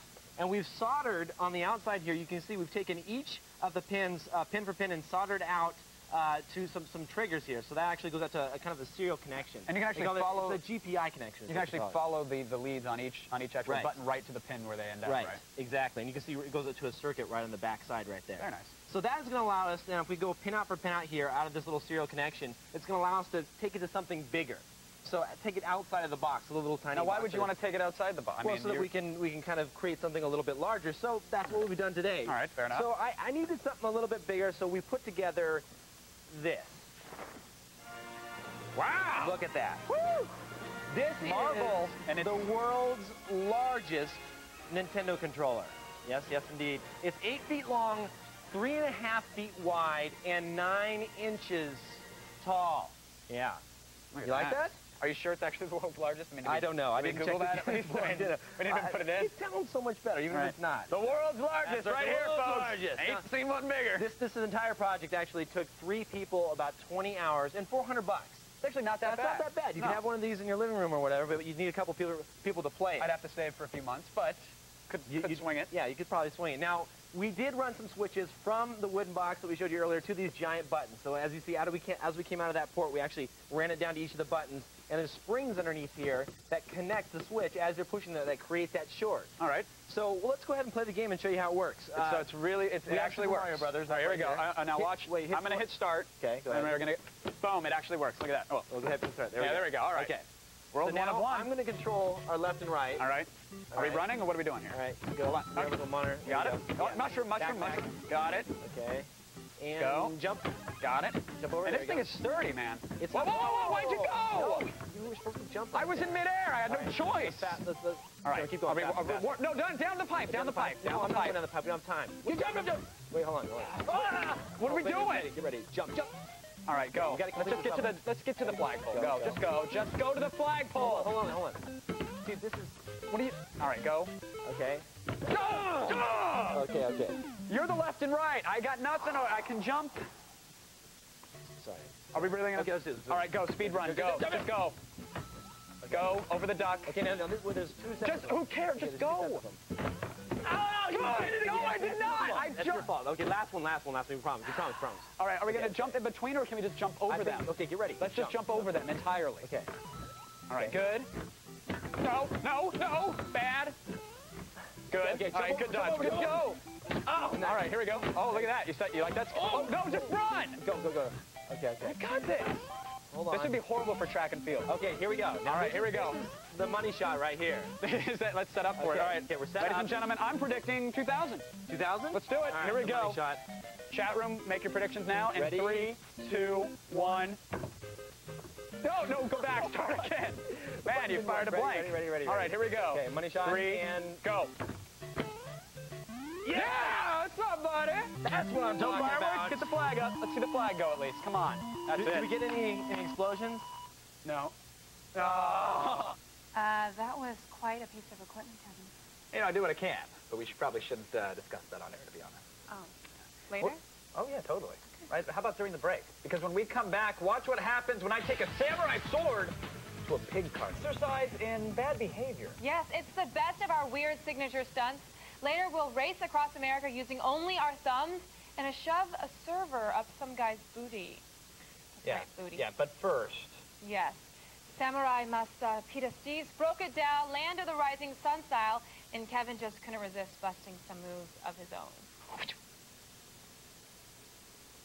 I'd like to see you chop some stuff. Okay. I know you're a 4th degree black belt, but like a 7th degree watermelon assassin? They don't stand along around me. Okay, well, we have one here set up, if you don't mind just giving it a good thwack. I think we could do that. I'm going to stand well out of your way. Pardon me? Peter, yep, there we go.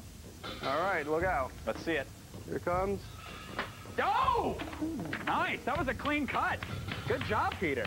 Now, I noticed, like, I just imagine going into a fit of blind rage at the watermelon and swinging wildly. You had some sort of technique there. Well, you've got to be able to look the watermelon in the face. Okay, just stare it down, let it know you mean business. You got it. So it looks scared. You see it quake a little bit. I did, it's quivering.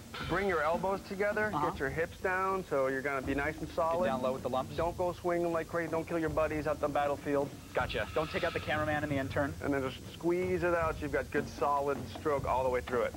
You want to give it a shot? If you actually want to put that sword in my hands, I think... I'm going to stand a little further back. I would do that as well. Right. I'd love to do take this out that when you give it back. All right.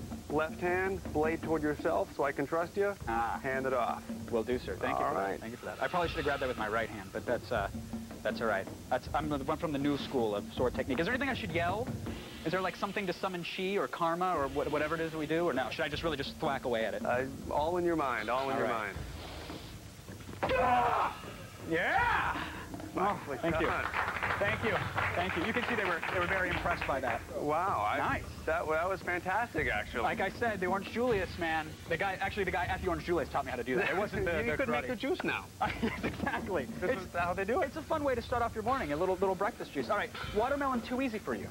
I mean, if I can do it, I'm sorry, I got to be honest. We need to up the ante here. This is vitamin D enhanced milk here. This expires around the 30th, but I want to take it out of its misery earlier. Do you think we can handle all four at the same time, Peter? Well, I'm hoping they don't wobble off, but it'd be interesting Don't to give them a chance out. to. Just don't give them a chance. Don't move. I'm out of your way, Peter. Here we go. This may get messy if it works. I hope it does. All right, well, look out. Yes! Oh! That was... Oh, yeah, look at that. chunks of the still beating heart from the milk. That's, I think the 30th is wrong. I'm going to go with that. All right. That's, yeah. Milk destroyed. We've got it. Now, we did say they literally tested swords by slicing through humans at one point, right? They did. Have you ever taken your sword through another man? No, I have not, and I'm hoping not to. Well, we could not convince one of our interns to sign up a little for wet it. there. But we have the next best thing. I don't know if you've ever seen one of these here. How do we get this bad boy undone here? Let's just unwrap her like this is like a Christmas gift. I feel like a kid. Mom and Dad got me a pig from the butcher shop. Look at that. Oh, it's resounding. Yeah, it does. It sounds and feels quite real. I don't know, maybe a couple flacks of the pig. Do you mind seeing if you could carve it up? Well, it'll be a first. Good. For me and for this guy. We're making television first. I'm out of your way, Peter. Let's see it. Wow, that's a heck of a thing. Yeah, definitely look out. All right. Go for it. Give this a couple of shots. Take it to it. Here we go, guys. Sorry, Mr. Pig. Oh! Oh, that does not look... Oh, wow. Oh, all right. Oh, that's... One more shot. That's not healthy. Oh! Wow. Yeah. That's, that looks like leftovers from the dungeon in SF, actually. That's hot. That's one. Swinging pig. Peter, thank you so much for coming on and demonstrating the skills. And Kev, what'd you do with all that pork? I didn't do anything with it. Actually, one of our lighting guys at the time, he collected all the pig, chopped it up the next day. We had an office barbecue. I kid you not. Oh, we literally, Kevin, it was delicious. We sliced it up and we made pork sandwiches. After you hung out with the pig all day? Well, I mean, he was already dead. He was hanging in our studio. I didn't hang out with him. But you hung out with him. He was just like hanging there and just... You know, we hit him with a sword. What are you going to do? It's delicious. Tasty murder. Delicious. You know, I want to change subjects because I love road trips. But there's a problem because I'm actually nightmarishly agoraphobic.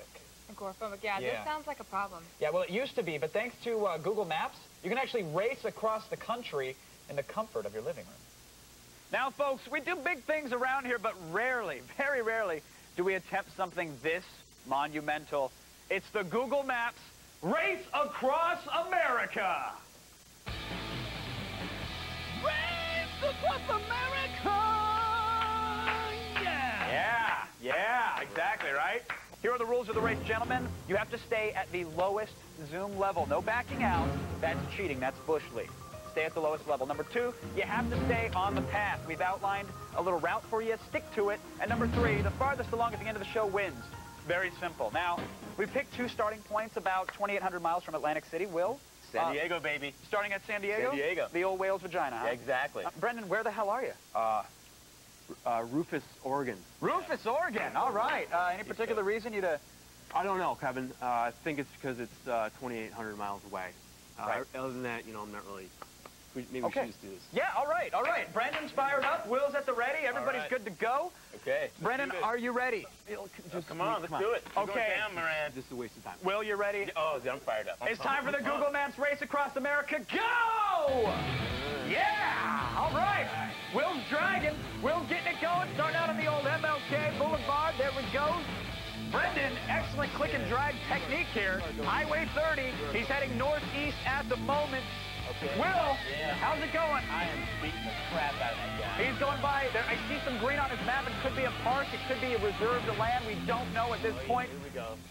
The winner of the first ever Google Maps Race Across America. There it is on the map, my friends. Congratulations to Will. That means Ted won the PSP. And oh, Brendan. Oh, kicking a little dirt there. I'm just saying I had to go through the northern Rocky Mountains. Oh, see, stop your belly aching. You lost fair and square. Now, Brendan, did you stick to the route that was assigned to you? Were there any shortcuts? No, there wasn't shortcuts, but I mean, I'm in the Pacific Northwest. He starts off in the Southwest. The roads are straight and narrow. 66, right through Texas. Well, it was a valid point. Do you think the routes were fair and equal, or? Sure, whatever. I couldn't care less. I won. That's all that counts. You know. His emailer's getting the PSP. Exactly. Truly is a better human being. You know, I really wish more people would get inside and see this great land of ours. Yeah, you know, click America first, people. Yes. Right after this break, the guns are loaded and the pants are off. Yeah. Believe me, I've seen the biggest. I know you have. So, of course, what else is there to do but show you the smallest? We're talking about NES controllers, of course. Yeah, weirdo. Gross. Well, apparently you haven't heard the Last of Us record books this time. we're taking it to the opposite end of the spectrum. Please welcome our world record-holding engineer. You do have a world record for this, don't you? Yes, I do. David Randolph. David, thanks for joining us on the show. Thank you. I'm glad the viewers at home finally get to see you because you really were the mastermind behind this controller. Excellent work. It was a big hit at E3. Everybody loved it. But now you've got something new up your sleeve, right? Absolutely. All right, so tell us about it. Apparently, this is it right here. Yeah. It's almost easy to get lost on the table, but look, there it is. Size of my finger. What is that? It's a little bit wider than an inch, about the total mass of a quarter. This is an actual functioning controller. Exactly. Seriously. Up, down, left, right, start, select, A and B. All right, so every button works, and so this is a tiny little bad boy here, but what's in the box? Basically, the chip that's inside of the original NES controller is a little bit larger than my actual controller. And that's the chip that you're talking about, right? Exactly. Gotcha. Chris Gore's been talking a little trash since he got his hand on the big controller. That's right. So I think it's time to put you in your place. Let's do it. Dr. Gore. So we fired up on the NES. We've got the track and field going. Yeah. The controller is so small, folks, that I have to play with these tiny, tiny little sticks here. These are the only way I can trigger the thing. So let's do it. Let's make it happen. Okay, good. You ready? Yeah, let's go. Here we go. Here we go. I'm ready to put you in your place. Let's go. All right. So we're going to do a little two-player 100-meter dash here. You ready? I am getting ready. I hope my sticks are in the right spot. Hold on. Yeah, don't jump the gun, Gore. Ready? Go. Here we go. All right. Hold that little thing. Come on. Come on. Come on. Run. I'm hitting it. I'm hitting it. What's the matter? You stop, too. Yeah, what's the matter with you? Hold on. You got a cramp, but I still have potential. Hold on. Make it dramatic for television. Stall. Stall, Gore. Stall. Make it dramatic for... No! In your face, KP! I beat you! I beat you! This controller sucks! David! Tragically, on a serious note, folks, that controller was accidentally inhaled by a production assistant shortly after we taped that segment. Man, what a waste. Yeah. And yet we soldier on, huh? After the break, I'll get shrink wrapped with some other dude's wife. Really? Can I add that to my weekly total then? Because if so, that's awesome. So would that make you a total of 1? Yeah, I guess that's roughly the same number of times I've seen a server inserted into a guy's nether region. Yeah, I actually saw that once too, oddly enough. Before we start, we want to warn you that the following stunt is performed by a willing participant, a human willing participant under strict control and medical supervision. So do not attempt to recreate or perform anything that you see on the show at home. Just don't do it. It's not going to lead to anything positive. This is a diagram of the normal anatomy of a human being, and that's someone's rear end. This small server is going to go past these little muscles and rest for a small period of time up here in the lower part of the colon, and people will be served on that web server. So I'm ready, and we're just going to get moving here. All right. Hey, nice and relaxed. Can you warm it up next time? I'll go warm it. No. Okay, here we go. Hold still, please. How come I don't hear the theme from 2001 Space Odyssey? Oh, what is going on? That doesn't feel right. What is going on right now? And we're as far as we need to be. That's good. perfect. Well, that's it? We're in. We're in. Oh, God. Yeah. Okay. Ah, that poor man. I'm just glad that nobody tried to send large attachments through. Yeah, you know, just a few seconds of uncompressed video could have killed him. Yeah, I'm in the mood for a death ray right after that. So stick around, because we're harnessing the lethal power of the sun right after this. To use renewable resources whenever possible, like solar power or carbon fuels. Yeah, even when you're building a death ray test? Totally. Now, before we even show you the one that we built, we have to tell you, the following stunt is performed by trained pyrotechnic professionals in a controlled environment. Do not attempt to recreate or perform this at home and anything that you have seen or anything that you've seen on the show today. Basically how it works is think of it kind of like a big magnifying glass. All right, so you have tiny pieces of mirror that are all angled like inwards towards a focal point. All right. So when the sun hits the mirrors, they all shoot a beam right to this point right here, and it's so concentrated and focused, it's almost like just you use the magnifying glass when you were a little kid, burn little ants and dogs. Yeah. This will basically burn anything that you like put up on this little rack here. So here's some examples right here. You can see it's burning through some foam core right here. Whoa! Yeah. That's Look at foam that. core. That's hardcore That's foam core, baby. So the sun hits it there, and there's, look at that. It catches on fire. Oh, We got wow. the guy freaking out. It's a good thing we have pyrotechnic specialists. He's trained. Can he you is see that? trained to use the fire Two bursts. extinguisher. Boom, boom. Puts it right out. Nice. Now, we decided to try a few other things. Now, you can find photos and schematics of our death ray. Now, why are we putting up schematics if we said not to do it? Just to show people how not to build one, essentially. Right. Like, you can find them at G4tv.com/AOTS. Dantooine is far too small and insignificant a target, but don't worry.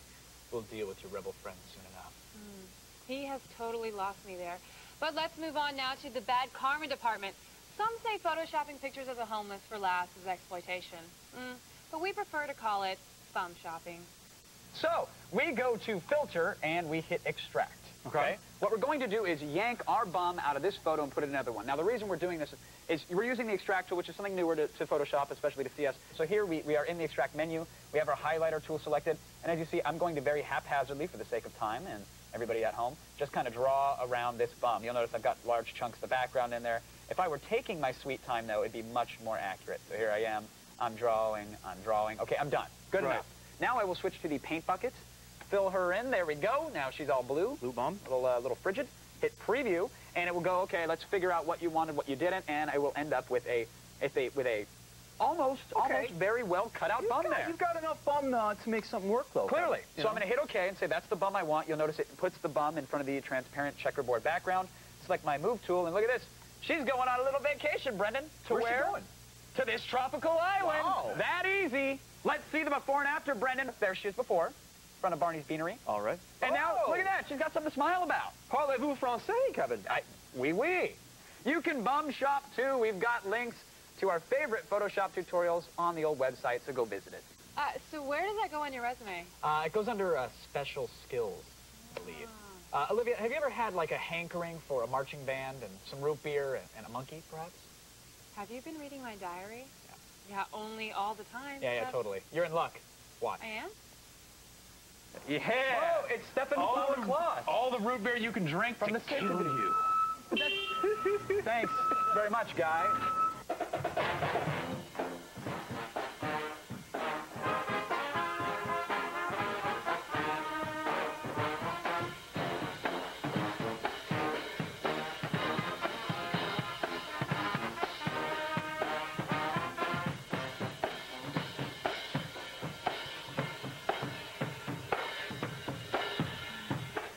Don't go away. Attack of the Show Behaving Badly will continue right after this. My aim was right on target. Yeah, but it should be here. Right on Attack of the Show, the Drama Club geeks have taken over. It's the best of our skits, from the Marios to Elemonte Robotico. I'm laughing already. Really? Inside. Pick up on this.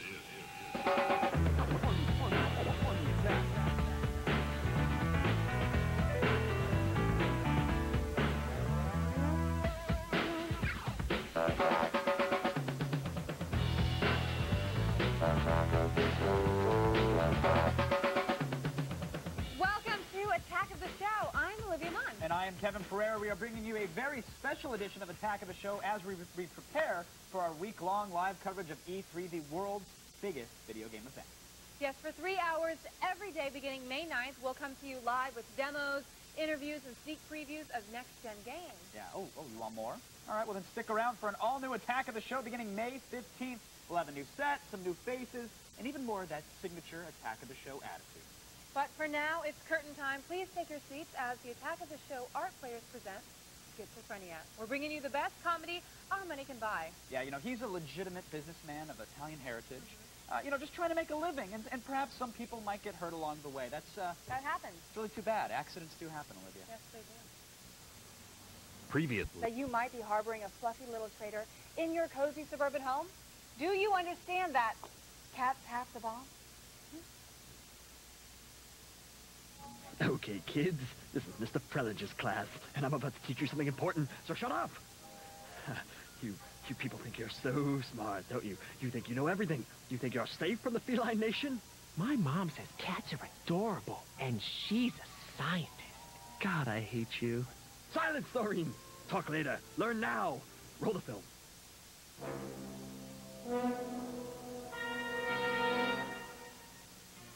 Americans are a peaceful and industrious people. We toil round the clock, from cradle to grave, to make our country #1. But a serious threat looms large on the horizon.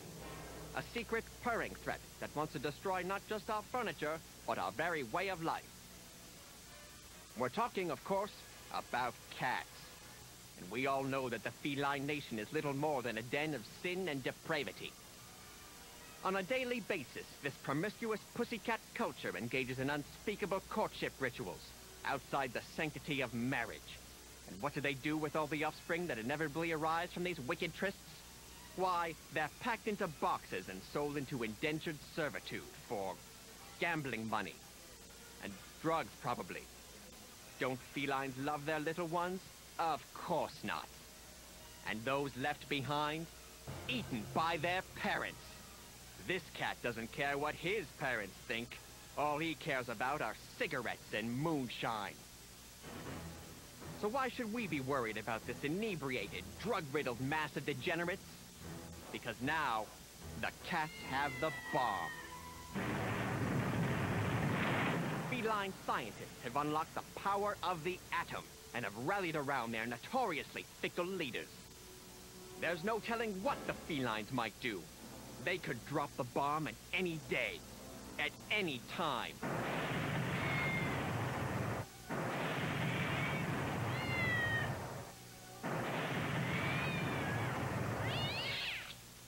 But worry not, America. We're hard at work protecting you. For every plane the cats build, we'll build 2. We'll double the output of every battleship, every tank, and every scratching post. Every time they cough up a hairball, we'll kick an Irishman. But remember, we need your help too. Do you know any sympathizers? Report them. Every time a cat is pet, the feline nation gains strength. That's not a saucer of milk. That's a bowl of treason. When will the enemy be defeated? Only time will tell. Time and fighting Dwight Eisenhower. Go get him, Mike. There. Who's crazy now? I hope you'll understand the dangers of feline sympathy. Also, while you were watching the film, I had Doreen's mother arrested. What? Mr. Jammy Jam. How could you? What a fool I've been! Oh, easy, Kevin. Calm down. It's okay. Don't worry, I'll be strong. I'm good. Stay tuned for more Attack of the Show special skits edition, including the heart-rending tale of the Fluffy Lobster. Out a little over when Star Wars Episode 3 came out. But look, it's the last film in a double trilogy. Don't judge us. Anyway, how awesome would it be if you had Jedi Force powers, huh? Think about it.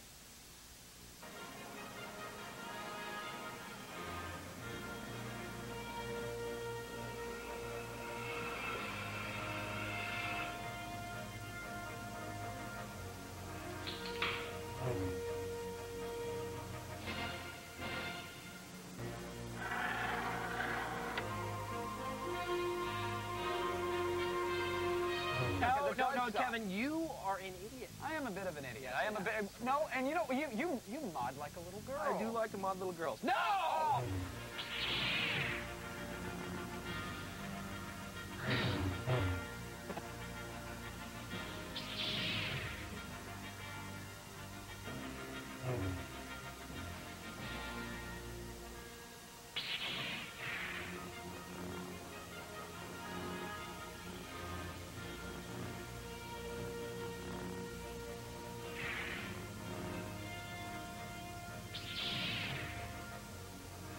You're a little monkey boy who likes to be spanked. You are a monkey boy who likes to be spanked. You like the spanking. Then you're a dirty man. You're a dirty Quit hitting yourself. Quit hitting yourself. No, Quit hitting yourself. You quit hitting yourself. Quit hitting yourself. Quit rubbing your nipples. I'm not rubbing Yes, you. you are. You are. I'm gonna kill you. Oh, God. Oh.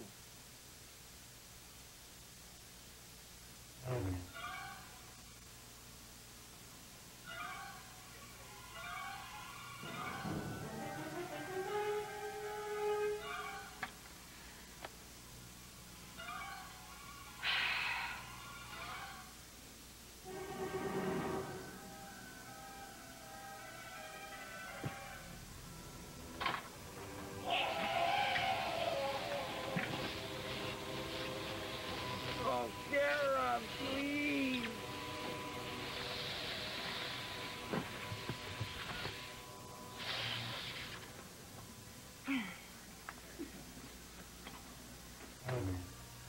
Pokey religions and ancient weapons, no match for a good blaster your side, kid. You said it, buddy. Oh, force powers would make life so much easier. Bending baristas to my will, force pushing old Chinese ladies out of my way on the bus, but mostly, I'd like the opportunity to kill my father. But hey, I shouldn't really be talking about that on TV, should I, Your Honor?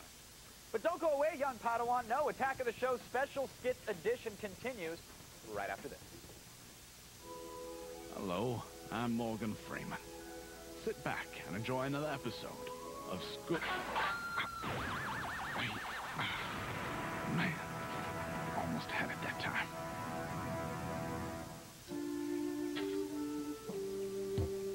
Remember, concentrate on the moment. Feel, don't think. Trust your instincts. And the planet Venus has our galaxy's highest average surface temperature.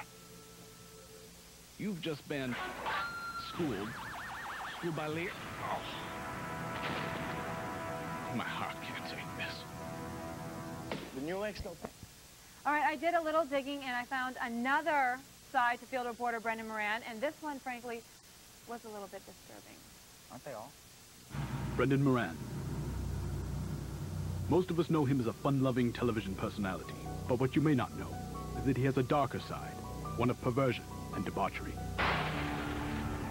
We had our cameras follow him into the streets of New Orleans for the 2006 Mardi Gras celebration, an event synonymous with sex, drugs, and rock and roll. This is where we found out about his double life, a life he keeps hidden from his friends and family. Can I tell you about a new TV show that I have? It's called Brendan's... We learned Brendan Moran was secretly the founder of the lurid video series known as Brendan's Babes Gone Bananas. A reality-style sex romp where he lures young women into exposing themselves for the promise of a simple banana. But it's not just sex Brendan hides. You know, I told you to get the camera out of here. It appears there's a violent side to this funny man no one could ever expect. But don't take our word for it. Just listen to the people who know him. Brendan's Babes Gone Bananas is the worst. Really roughed me up last time. I used to work for Brendan, and look what he did to me. I'll never do Brendan's Babes Gone Bananas ever again. He said it was for his private collection, and my dad saw it. Brendan Moran, ordinary television personality, or just another soldier in the war between good and evil? You decide. Paid for by Maboob. Mothers Against Brendan Objectifying Our Babies. Do you have a secret life, Kev? Well, I mean, if I told you, then by definition, it wouldn't be a secret anymore, right? True, true. Or what if this was your secret life and your real life was something else entirely? Are we high right now? I'll find out. No, don't leave. Just stay right here. Moving on. Alcohol actually has another amazing property, my friends, to make really boneheaded ideas seem perfectly reasonable, maybe even fun. Case in point, let's look in on the G4 test kitchens when Kevin and Brendan decide to make beer floats. Beer floats. I hear unicorn. You and I are going to figure this out. All right, let's do that. So what we're going to do is we're going to scoop a little ice cream for you. Very nice of you. Thank you, Brendan. For me. Oh, and then move her along. There it goes. Okay? That's What you want to do, Kevin? You got to give it a little healthy shake here. Whoa, sorry. that's a very healthy shake. Okay. There we go. All right, now taste. Yep. All right. Good. Done. Your thoughts? That's actually not that bad. It's surprisingly good, isn't it? No, yeah, You like think seriously, you're waiting for it to spit it I out. really thought like I was going to say, you know, at the end of the day, the root's better, but I know. That's not good. Get a little light beer kick to it. Yeah. It's good. You can drink it for a while too. It's not heavy. Clearly. All right. Moving on. Now work on the TV figure. Now we're getting Now we're getting to the heavy. Let's go. Let's do this. Let's do this. See, some people at home and they're wondering why am I watching this? Why are they doing this? Why are they taking their time to do this? That's a very good question. It's a really good question. See, this is mine. I like this one. I don't know. All right, let's get the exotic going on. The raspberry wheat with that's a good beer you can and drink. this is just plain vanilla ice cream, right? Plain vanilla ice cream, Kevin. We're going to move on. We're going to go to the raspberry. All right. Get in the stupid. Okay. All right. Yeah. One See, more. I used to work at a ice cream store, Kevin. Did you? No. All right. Finally, the exotics. Scooping it up here. Right. All right. This is raspberry wheat and vanilla. Go on. Here we go. Gets a little messy. Now that is tasty. That is raspberry and vanilla and some. Oh yeah. Kevin, I need you to tell me now. Hold on. I need you to think. All right. Yeah. What's the winner? Give me a winner, Kevin. The exotic. I'm going with the raspberry. It's a close one. The light is good as well, but cheers to the exotic. For me, it's the stout, the exotic. The exotic is the winner. There you have it, folks. Exotic with some vanilla ice cream, folks. But surprisingly enough, the beer float is good. Very. It's actually tasty. For Make our one. thoughts on these, Kevin, if you want to make your own beer recipe, reviews, it's all on our website. Cheers. Kevin, did you like trying all those different beer floats? Yeah, honestly, like, it was good. It was really good. The raspberry, I believe, was probably one of the best ones. In fact, like, I know it seems kind of, I don't want to say frat house-ish, but it's really fun. Have your friends over, make some beer floats. It's not bad at all. Gee, Kev, where do you go from there? Just bologna daiquiris? Come on, you don't have to spoil the surprise. I was making those at my cocktail party tonight. Ah, that's disgusting. Delicious. Right, but first, don't you go away. Attack of the Show's all-alcohol special edition continues after this without his nasty daiquiris. Just doesn't like bologna.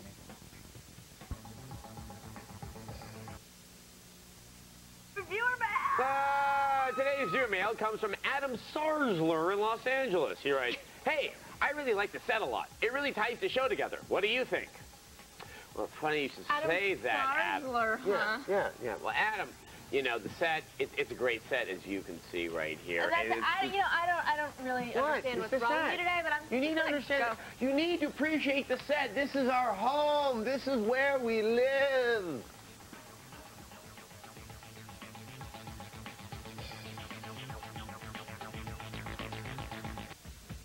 Road trip! Yeah, those two words conjure up magical daydreams of seeing the world, bonding with your buddies. Peeing in an empty soda bottle. And so much more. Strap yourselves in for our special road trip edition tonight on what? Attack of the Show. Damn right. Pick up on this.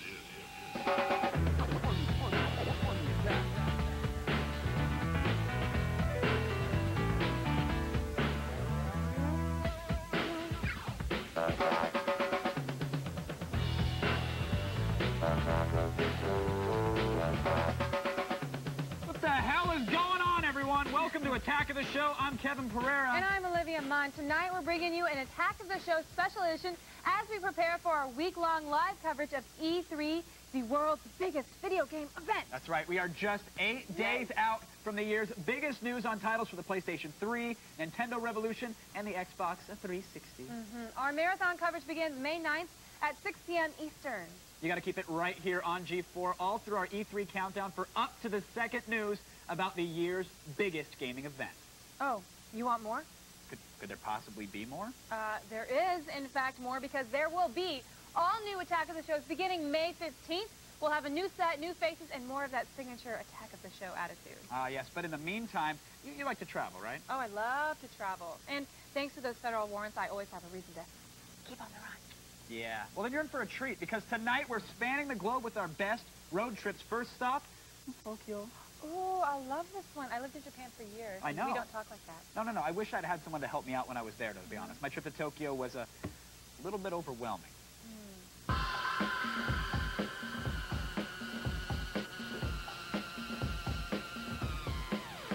When you think of Tokyo, toys probably aren't the first thing that come to mind, but as it turns out, there's a number of specialty shops that carry anything and everything you could ever want.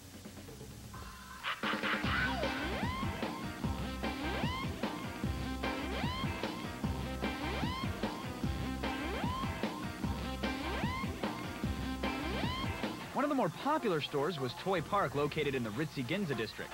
Now, this store definitely had a Toys R Us kind of feel with plushy animals, dolls, and of course, some of the cutesy Japanese fare that we all know and love. 今年で開店から Toy Park started in 1982, so it's been around for about 23 years. There are 4 floors of toys, all with a different theme, and altogether there are about 50,000 items on display. Some of the more popular trends would be the toys that you can communicate with and also toys that can give you a relaxing effect. Toys are popular in the United States. There are toy stores, but it seems that in Japan they're every 5 feet and they're 6 stories tall. How do you explain the popularity of toys in Japan?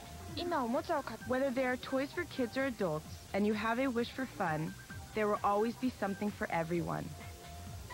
After spending a fistful of yen at Toy Park, I decided to pop on over to a different type of toy store on the other side of town known as Mr. Kraft. From top to bottom, Mr. Kraft caters to the hardcore toy enthusiast. In fact, here on the 5th floor, people can actually rent spaces to display and sell items from their personal collections.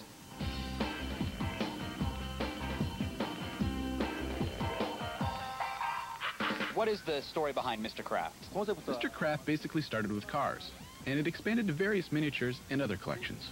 Like Toy Park, Mr. Kraft boasts several floors of fun. From classic Godzilla to designer vinyl, this is truly a collector's paradise. Sweet robots from the 1950s and hot lesbian anime action. Mr. Kraft has it all. Instead of mass-produced items, the more popular toys amongst the collectors right now are those produced in limited runs. So when is a toy not a collectible toy anymore? Well, check out these miniature guns that I found at Mr. Kraft.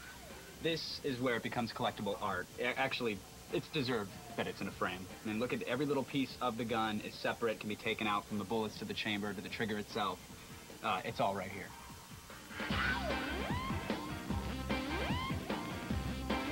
Well, that does it for the wonderful world of toys here in Tokyo. Now, if you'll excuse me, got invited to a little tea party at Hello Kitty's, and I have a feeling things might get out of hand. You know what I'm saying? You know what I'm saying. Don't kid. Looks like you got around pretty well, Kev. Yeah, you know, it was fine once I learned the Japanese words for basic necessities like, you know, sushi and sake and, of course, hentai. Really? That's all you need to know? That's pretty much it. A couple more words, actually. Get your food, get your drink, and get your tentacles. All right. When I think road trip, I usually think of Big Pimpin' Escalade or Bitchin' Van.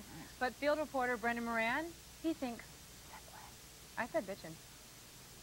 Exciting. Wow. I'm here in Washington, D.C. at the Segway Fest. And there's a lot to see. They've got a monster Segway, a Pimp My Segway, a Segway with dogs on it, and so much more. So join me, won't you? So I'm standing in the middle of a very heated Segway rivalry. On one hand, we've got the monster Segway, and over here we've got the Pimp My Segway. Gentlemen, who's going to win this battle?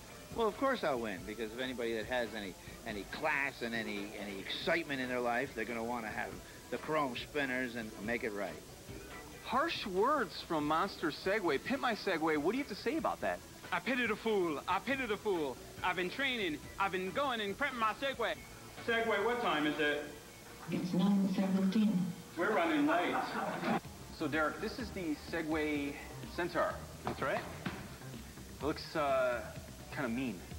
Yeah, well, it looks it, but it's really not. Can I ride it? There's a throttle. If you push forward, it'll go forward, back, goes back. It's very sensitive. Okay? And turning, instead of twisting the left grip, you just turn the handlebars like a bike. All right, now if you want to get up on two wheels, the easiest thing to do is to take your feet off the pegs and put them on the platform and back. Right. Hold the throttle in, okay? Hold it in. All right, and twist the handlebar. So you can turn on two wheels. Kind of freaky. How fast does this go? It'll go right around 20 miles an hour. Really? Next.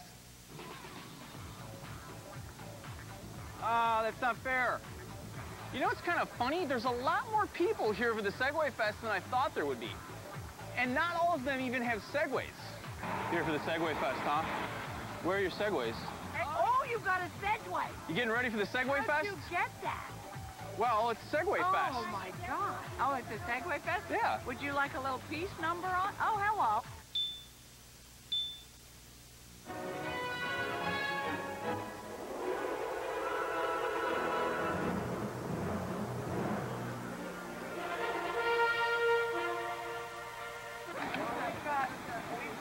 That was weird. Did you guys forget your Segways at home? Is that what happened? Yeah. I'll sell you this one for $1,000 right now. See, I can do it with no hand.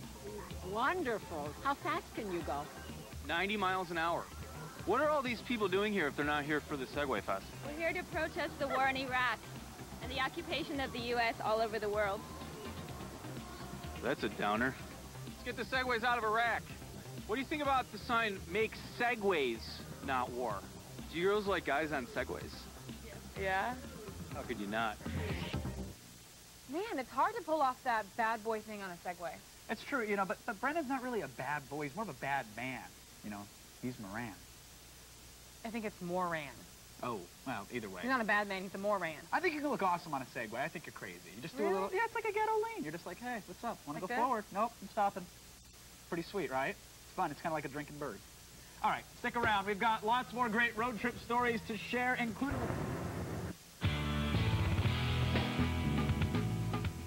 Welcome back to Attack of the Show's Road Trip Special Edition. You know, these trips look like way more fun than Road Rule Season 7. I cannot wait to go on the road with you guys. You will get your chance, Olivia. Don't worry, but we'll tell you all about that later on. First, we got to talk toys. Now, Kev, are you one of those mint in box guys? I mean, how seriously do you take your toys? Very, very serious. In fact, serious enough that I flew 3,000 miles to check out the coolest new toys at the New York International Toy Fair. The American International Toy Fair is the largest toy show in the Western Hemisphere. It boasts over 1,500 manufacturers, importers, and distributors representing over 30 countries. And the best part of it is it's 18 and older, so no snot-nosed little kids tugging at your pant leg telling you what they want. If you're a fan of comics, DST's got you covered. What do you have coming up, Mike? We have everything from Spider-Man to Hulk to Thor. We've got a new line of busts, a 6-piece diorama of the Sinister Six, which also comes with Spider-Man. And we have full-size Marvel Milestone statues of guys like Doctor Strange, Iron Man, Kraven, you name it, we got it. Yeah! Woo! What's up, Toy Fair? I was just attacked by a robot-controlled insect. Insect is a robotic attack feature. It's actually part of our new Science of Experimental Combat Technology segment. What this guy's designed to do is really terrorize little sisters all over the world. Woo! Yeah! Get 'em! So we invented the pogo stick in 1918. We're SBI Enterprises. We reinvented it in 2001 with our first model flybar. That is the 1200. And then at today's Toy Fair, we're giving people the first view of the flybar 800. But you guys have taken the pogo stick to new heights. I'm sorry, did you catch the fun? I'm sorry, yeah. It's awesome. One of the coolest things coming up from DST is their line of X3 toys. They're on display back here. Wait until you see the Hugh Jackman. Can't do it. What's the latest in marshmallow weaponry or technology? Well, we have 2 new products this year. This is our blaster. It shoots the big marshmallows. It's a pump action, single shot. It'll shoot about 50 feet. Oh! So now, is every single vendor around you getting frustrated with all the marshmallows launching? Yeah, they're dodging us like crazy. You come to Monkey Business Sports for cool, fun toys to get up off the couch. We have lots of cool stuff. Primarily everything's foam-based, but there's a lot of high action. It's kind of the stuff that makes kids feel like they're empowered and be able to do stuff. We have a whole line of Skyrocket. They're all based on the same kind of principle. And the way they work, you have your launcher that hooks over the hook, crank it back, and hit the roof of jaw. That's every single time. Well, that about wraps it up for the 2006 American International Toy Fair. Now, if you'll excuse me, I sadly have to go back to my day job in adulthood where I make a lot of money playing video games for a living. Yeah. I want a Kevin Pereira action figure. Dude, how awesome would that be? So cool. Like, you could bring him over to Malibu Olivia's house. They could play dress up. It'd be awesome. Okay, we'll see. Yeah. But answer me this, Kev. What do you absolutely need on a road trip? I'm assuming this is besides the road, right? Yeah, I'll spot you. We're just 8 days out from E3 and the year's biggest news on titles for the PlayStation 3, Nintendo Revolution, and the Xbox 360. Keep it right here on G4 all through our E3 countdown for up to the second news about the year's biggest gaming event. Yes. Now, our live marathon coverage begins May 9th at 6 p.m. Eastern. But if you want to see something really scary... It's not Louis Anderson in a wet unitard, is it? Ooh, no, not quite that scary. I'm thinking more along the lines of Fangoria Magazine's Weekend of Horrors convention. You know what's scarier? What? Old references. Fangoria's Weekend of Horrors is here in Burbank, California, and fans here have a thirst for blood. And I forgot my black t-shirt.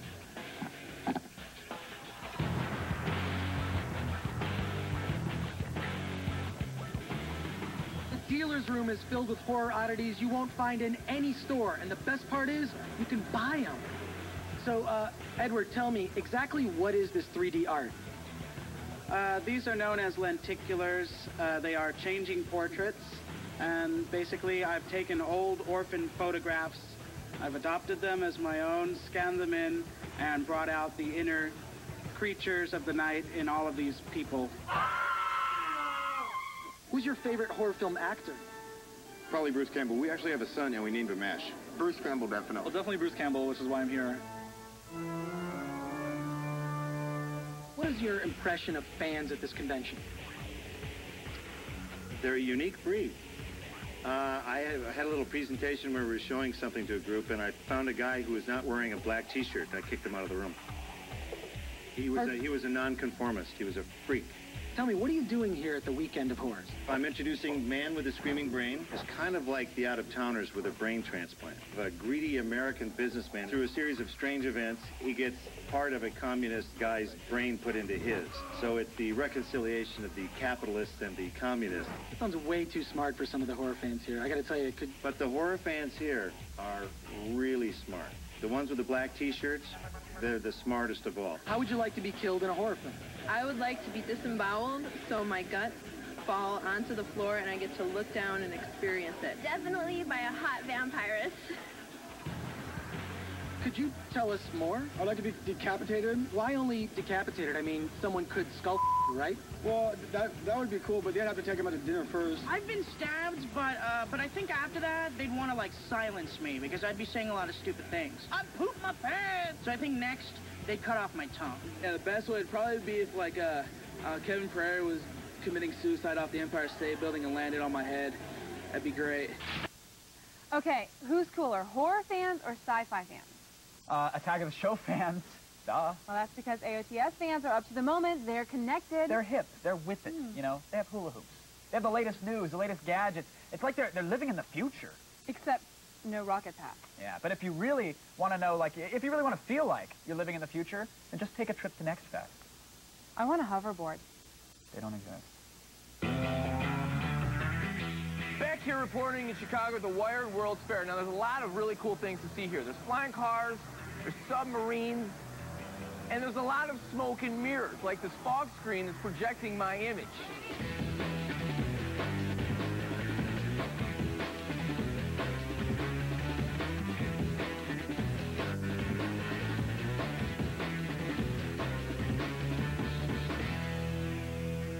Watch my high kick now.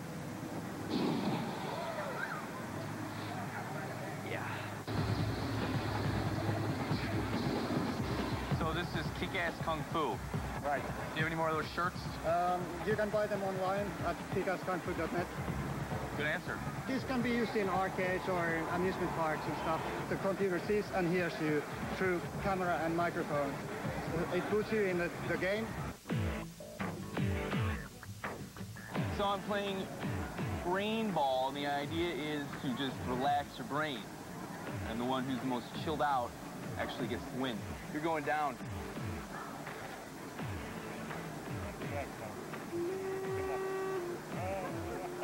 Oh, it's over within seconds. I beat that little kid. Behind me are these things called jukebots. They're two arms that pick up records and scratch them simultaneously. The cool thing is, they're about twice the DJ with half the pretension and addiction to designer drugs.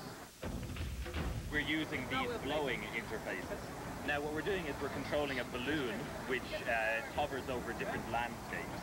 The aim of the game is to collect different icons. You're using wind power to control something on a screen, right? Yes. These are golf balls that are made to dissolve in water. Really? Yeah. Can you hit them just as far as a normal golf ball? No, it's a good question. They only travel about 75% of a real golf ball. A lot of private people that live on the ocean or have a yacht. They have a temporary green on board. Why didn't I think of that? It's weird. I think that's the first and probably the last time I ever saw Brennan actually use his brain. Oh, snap! I'm just being honest. Hit a man when he's down, when he's out. He's gone. He's gone. It doesn't matter. What does it matter? Everybody stay where you are. We'll be right back with more of this Attack of the Show special edition right after this. Special edition. Tonight is all about my picks. Things that interest me, things that tickle me. Tickle you? Olivia's pick tonight, everybody. Enjoy. You can tickle me. Pick up on this.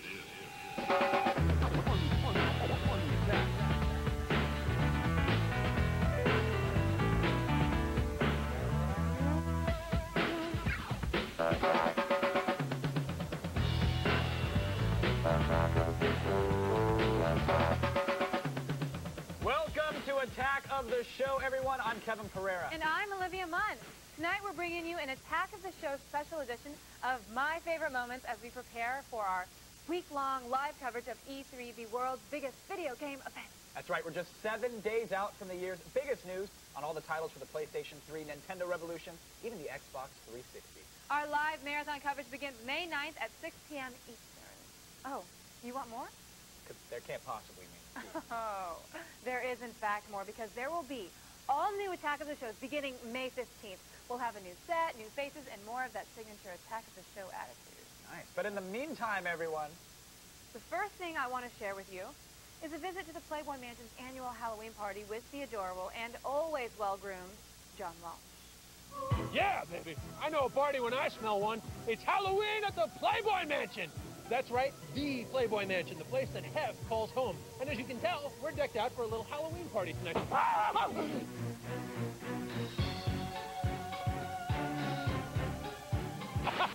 No, not the beautiful people party. I mean, look at me. No, this is Hef's party for his special friends. No boobies, no tushy, but you do have your ghouls and your goblins and your ghosts, and of course, you have your haunted house. Okay. I'm here with Ava Fabian, who's Miss August 1986, yep. And she's promised to be my bodyguard as we go through the haunted attraction. Yes, you can hold on to me. Work on that idea. Oh! Somebody told me you're going to get groped in the dark at Hugh Hefner's house. I'd say, well, I'm down, right? I seriously, I want to go back to filter. This doesn't happen. What? Oh!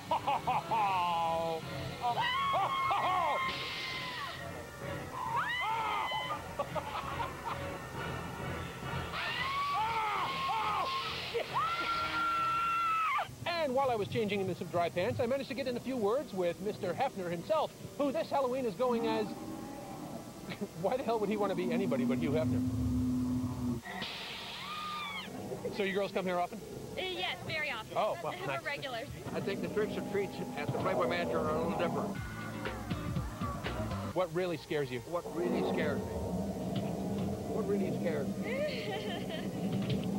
When the party doesn't work. Oh, yeah. But it always works. Well, it's the end of a very exciting Halloween night here at the Playboy Mansion. Now, before I leave, let's just get this over with. Will you go out with me? No. Fine. there's something about those Playboy women, fully nude, but super classy, you know? You told me earlier that you got bored at those places. What did I say about you? Metro was the wrong prefix. Okay, wait, I gotta ask you, what happened to John anyway?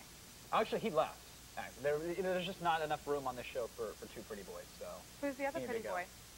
Did you have to ask? Because you could have just made me look awesome in front of everybody. Thank you. Pretty. Thank you. Pretty bird, pretty bird. Now here's something I didn't know, Olivia, at least about you, really, is that you like the lowrider culture, right? Yes, yes I do. Well, or maybe she just has a thing for our tech reporter, Will O'Neill. Will O'Neill coming here from San Bernardino, California for the 2006 Lowrider Special edition of Attack of the Show featuring all of Olivia's favorite segments. You relax and enjoy this while we gear you up for our week-long live coverage of E3, the world's biggest video game event.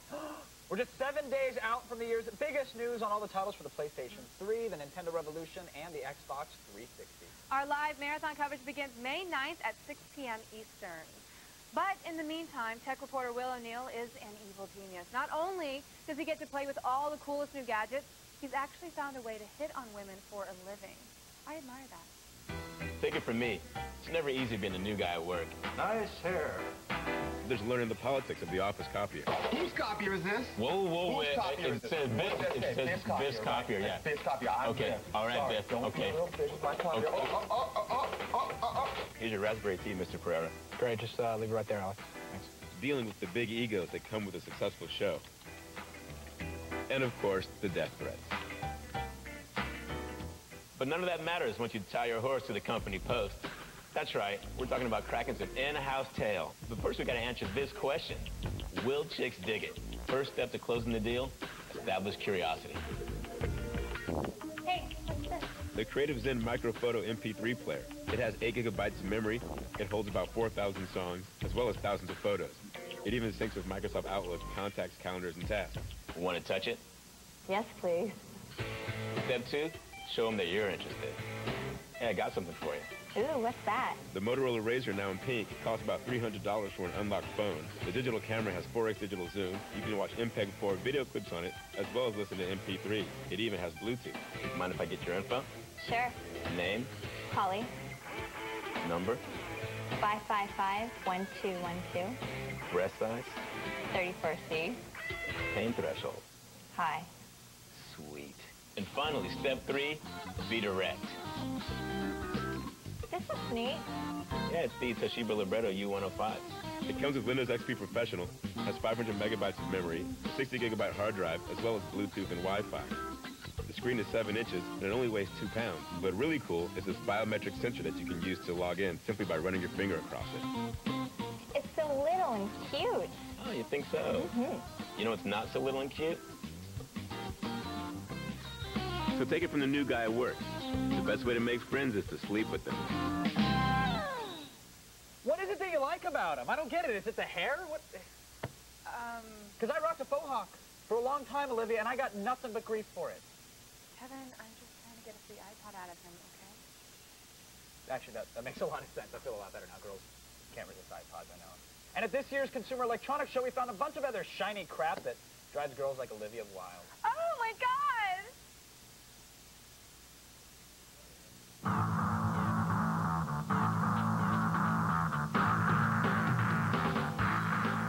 I'm here at CES, the biggest consumer electronics show in the entire world. It's in Vegas, but I've got one problem. It always seems like such a boys' club around here. I mean, there's guys here, there's guys there. Where are all the gadgets for the chicks? I'm gonna find them.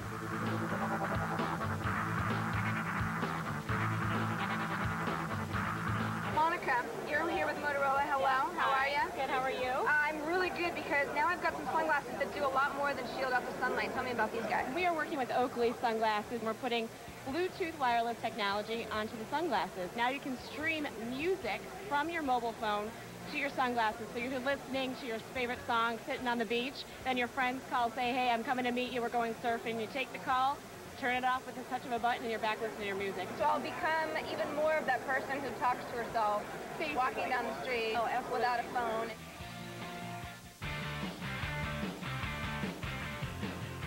Tom from LG, I notice you're holding in your hand something that looks like, I don't know, a very high-tech thermometer. Am I right?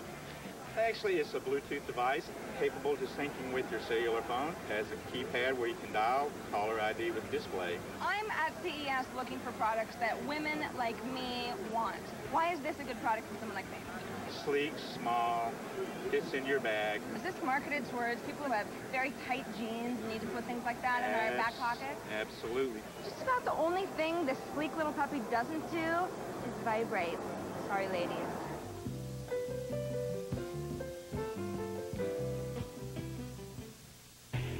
All right, I've got a little gem next to me from Yamaha. What do we have here? It looks like a guitar, but all electronic? Yes, it is. The great thing about this is an amazing learning tool. There's songs built into here, so you can actually play along, and then it shows you where the chords will be lit up on the fretboard. It runs on MIDI, okay? So you can download different songs that are in here. So, Carrera, I think this blows guitar here out of the water.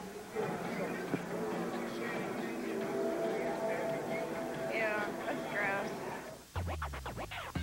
I'm here with Chris from LG. Chris, it looks like you're holding something that I really like. That's jewelry. I thought LG made mobile phones. Well, this is our new USB thumb drive. It's 1 gig capacity, and it really is an accessory.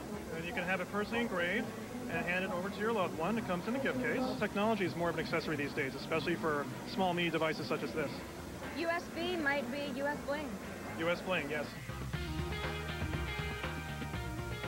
All right, so I combed the CES floor. I found thousands of gadgets among thousands of people, thousands of booths. And you know what? There are gadgets for women. There are like 4 of them. So, my point's been made.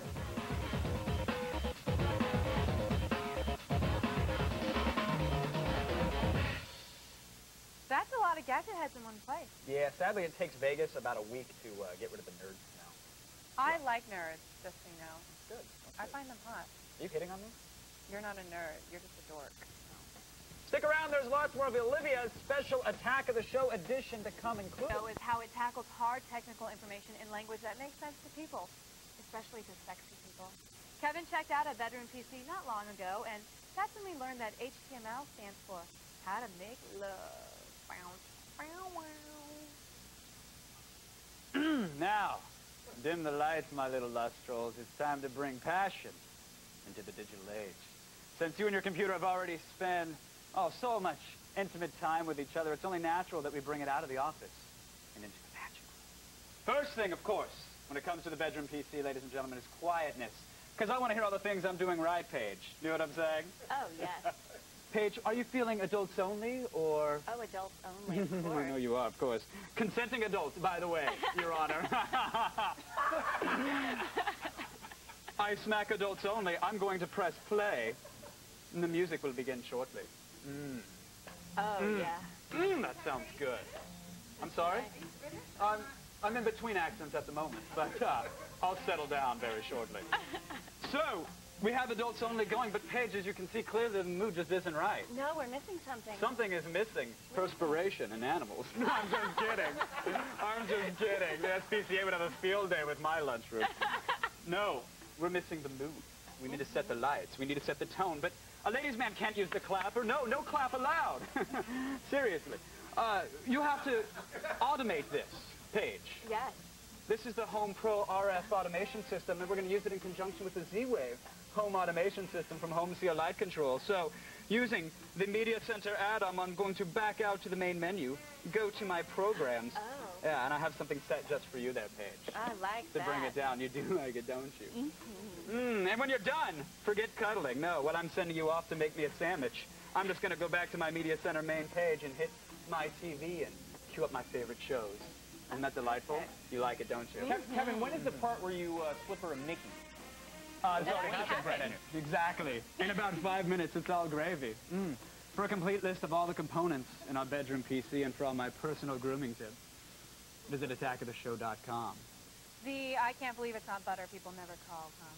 No, not yet. We're waiting. But when this special edition of Olivia's favorite Attack of the Show bits returns, we're going to get sex advice from a syndicated columnist and it's fake free. Stay tuned. Excellent 5. Here's the cab. See you later. All right, Kevin. That's why I hoped you were watching what we just shot, because that's for all you guys out there and guys like Kevin. Guys, I hope you out there were watching what I just said. No, learn to cook. Next up, we went behind the scenes of Bryan Singer's new Superman movie for an exclusive look at the costume fitting. Just one meal. You're making a turkey sandwich right now. Oh, okay. Thank you. Is that right? Superman returns, wardrobe test. Try one. And to the front, please. I don't know if that's No. All right, thank you. Back to wardrobe, please. Superman returns, wardrobe test, take 3. Oh my. No, back to wardrobe. Superman returns, wardrobe test, take 7.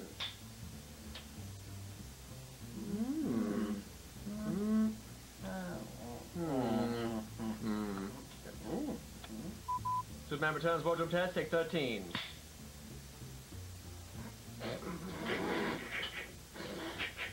All right. That's good. Thank you. Thank you. Back to wardrobe. All right. Well. You know, they can do really good things in post-production these days. Little After Effects work. Yeah, well, here's hoping. Yeah. Don't you wander off, everybody. There's more of Olivia's favorite Attack of the Show moments.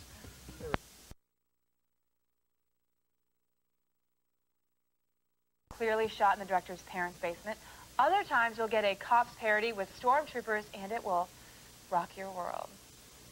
Tell me about the story behind Troops. Did you know it was going to take kind of that online community by storm? Not really. When we first started it, we were trying to get in on the black market videotape curve that Trey Parker and Matt Stone had started with South Park.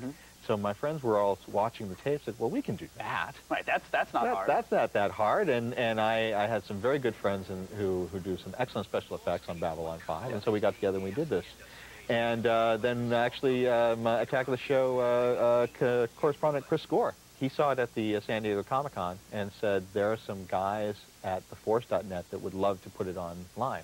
Oh, sure. Oh, so you originally online distribution? No. Not in your head. I basically decided to do that because I wanted to stop people from pirating it. And I thought that, well, if they could get it for free. Now, Troop stands the test of time. Some still, I'm one of those, firmly believe it's one of the best fan films ever made. Thanks. You know, do you have that cult status, you know, amongst the Star Wars fans still to this day? Oh yeah, no, it's nice. I mean, if I go to a convention and stuff, there's, you know, people. Oh my God. Yeah. Sure.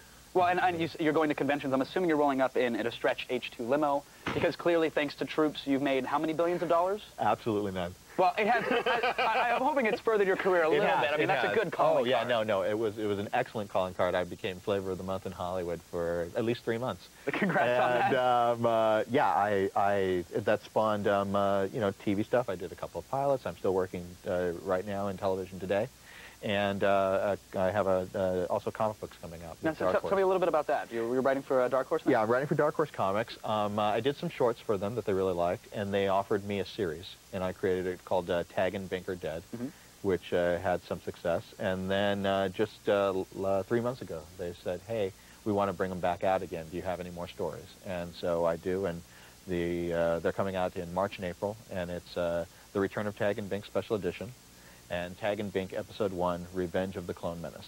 Very nice. Well, Kevin, thank you again for coming by. We sincerely appreciate it. Yeah, it just goes to show you with a good idea, you can get anything done. Totally. But it also helps if you know a bunch of dudes who have stormtroopers outfits. It goes a little ways. You have one, don't you? 2.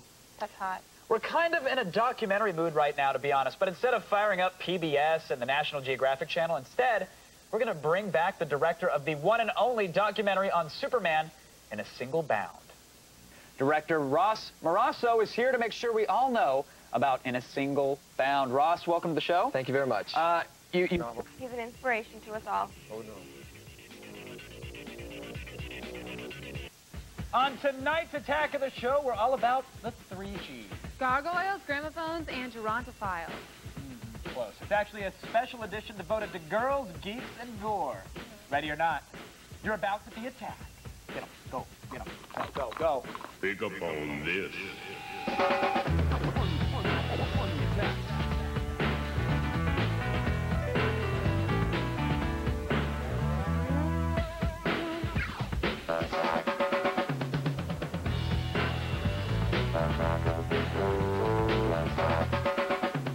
What is going on out there? Welcome to Attack of the Show. My name is Kevin Pereira. And my name is Olivia Munn. Tonight we're bringing you an Attack of the Show special edition as we prepare for our week-long live coverage of E3, the world's biggest video game event. Yes, we're just 5 days out from the year's biggest news on titles for the PlayStation 3, Nintendo Revolution, and the Xbox 360. Keep it right here on G4 all through our E3 countdown for more of the up-to-the-second news about the year's biggest gaming event. Yep. Our live marathon coverage begins May 9th at 6 p.m. Eastern. You don't want to miss it. Oh. You want more? There can't possibly be more, Olivia. There can't be more. There is, in fact, more, because there will be all new Attack of the Shows beginning May 15th. We'll have a new set, new faces, and more of that signature Attack of the Show attitude. Yes, but in the meantime, today is all about my 3 favorite things: girls, geeks, and gore. Plus, it's great alliteration. It is. I love alliteration. We're going to be all over the best that ladies, nerds, and violence have to offer. And that's plenty. For example, when they outlaw sexiness, this first guest is in for a long spell in the big house. Not like any prison could actually ever hold the super assassin star of ultraviolet. You, my friend, are a geek icon. I mean, I don't know if you're aware of this, but between... They're fighters. I can just tell. I am one of you, and I am going to show you why. It's my collection of Transformers here. My favorite piece is Megatron. In the box, I couldn't pass it up. The new Star Wars Transformers, which was the best idea in the world. My Little Ponies, because I am a child of the 80s and I'm a girl. My dad's a rocket scientist for NASA, and he got me into Star Trek. I have my little figures here from when I was a kid. They can just sit right here and go along with me all day long. My Xbox 360. Let me just tell you, you need to play King Kong. I have an 8-bit Nintendo, and I have a Super Nintendo here. About 400 movies. Boy, where do I begin on that? The first issue of Astonishing X-Men. And it's signed by Joss Whedon. Oh, hello. I didn't see you there. Hi, I'm just sitting here reading my EGM in my fabulous Phoenix bathroom. I do enjoy making very elaborate costumes for Halloween.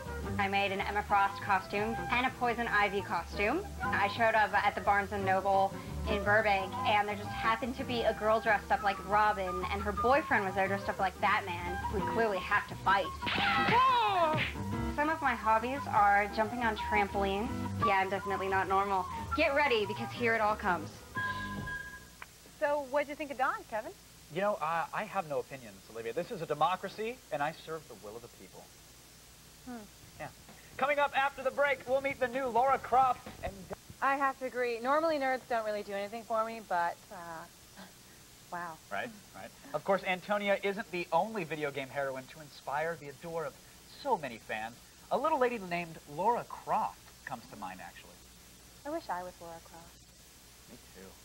The one, the only official Lara Croft Tomb Raider spokesmodel, Karima, thank you. Thank you. I'm for happy to be here. gracing us with your presence here. This is amazing. I never thought it'd be off the monitor, so thank you so much. No problem. How did you? First of all, congratulations. This is a big deal. Thank you. How long have you known that you were going to be the official Tomb Raider? Well, I've known about 3 months, but the unveiling was actually last week on February 14th for Laura's birthday. Oh, well, happy birthday to her and yourself. You. Now, were you familiar with the franchise before? How did you get the gig from IDOS? Oh, absolutely. I've known Lara for about 10 years. I had the first 2 games. I've just followed her throughout her career. And how did I get the gig? Yes. Well, IDOS held an international search for about over 1,000 girls. So I got put up by my agency because I was modeling in London at the time, and I got a call back for another audition where I had to dress up as Lara, you know, gun moves, do my thing. You didn't shoot any wolves or the backflip off conference room tables? Well, I did threaten the bosses if they didn't choose me, they were going to be in trouble. That's a And girl. I think that was quite good. Good, good, that's good. Now I noticed that you have the holster, you're completely equipped. Well, I'm actually missing some of my things. I'm missing my grenades, and these aren't really What's a girl to do without my her normal grenades? guns. Because they wouldn't let me through customs, which I'm not very happy about. Oh, really? Yeah, Here at LAX, they let anybody through. It doesn't matter what kind of explosives you have. Well, you know. I guess you were an unfortunate one. Have you had any training with the guns, or are you going to get any official firearm training? Well, actually, I'm going, as soon as I'm done on the mini tour here in the States, I'm going back to London. I'm going off to Croatia to do, well, get a degree in firearms, I guess. Not bad. Yeah, so quite exciting stuff. It would be, I would love for you to come back to the show, because it would be an honor to take a pot shot from you, if you don't mind. No problem. Karima, thank you so much for joining us. Thank you. Have you ever seen just such... Guns? Guns, yes. Yes. Thank you, Olivia. Guns. Well, speaking of guns, uh-oh, here comes another one of those crazy MySpace girls. But Heather's got some moxie. Hi, my name's Heather. This is my place, probably where I spend most of my time playing games, other things, so why don't you come take a look? This is my computer right here. I'm running a AMD dual-core 4400. I'm cooling it with the Zalman 7700, 2 gigs of OCC titanium memory, Asus 8N SLI Deluxe motherboard, EVGA 7800 GTX 256 megs, a Sony 23-inch widescreen monitor. You'll notice I have 3 mics. Not sure exactly why. As you can see, I'm playing WoW here, or World of Warcraft. Just about a couple days ago, I hit level 60 on my first character. What the f***? I'm gonna die. I have a level 60 rogue on Draenor. I have a couple other characters. I have like a 49 hunter on Doomhammer. I have a level 18 warrior on Draenor as well. That's a horde. It's addictive. It's like heroin. Oh, hey, I didn't see you there. I'm just reading my Maxim PC sitting on my awesome vibrator chair, which isn't my only vibrator, if you know what I mean. I just want to give a shout out to Dawn, because I just hope she doesn't cry too hard when I beat her next week. Isn't that right, Tammy?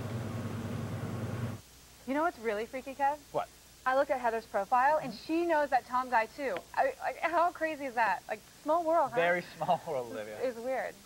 Yeah, Stick around, everybody. We've got lots more show for you, including some shocking footage of the Gnerd in its natural habitat. When Attack of the Show, welcome back to Attack of the Show special Girls, Geeks, and Gore edition. We'll visit Hogwarts in this half hour and check in with the creators of Hostel and Saw 2. But first... Yes, but first, some guests might take offense at the geek label, but with the size of his comic book collection, comedian Patton Oswalt cops to it pretty happily.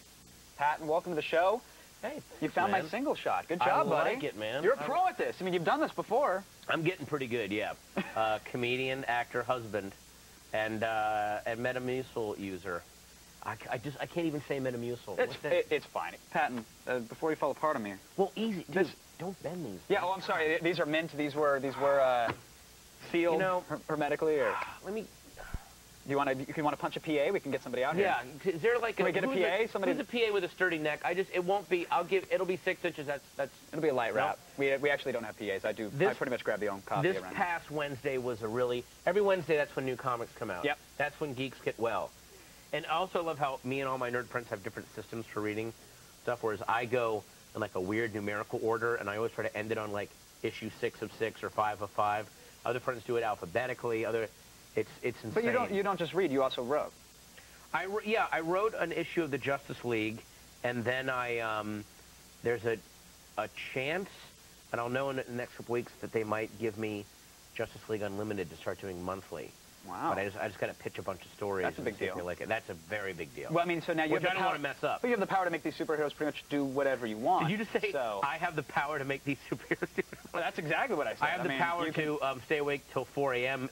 In my underwear writing these stories. Well, that's got to be empowering. What if Giganta had sex with the Atom? Would that be possible? See, that's exactly where I'm going. I expect to see some interesting...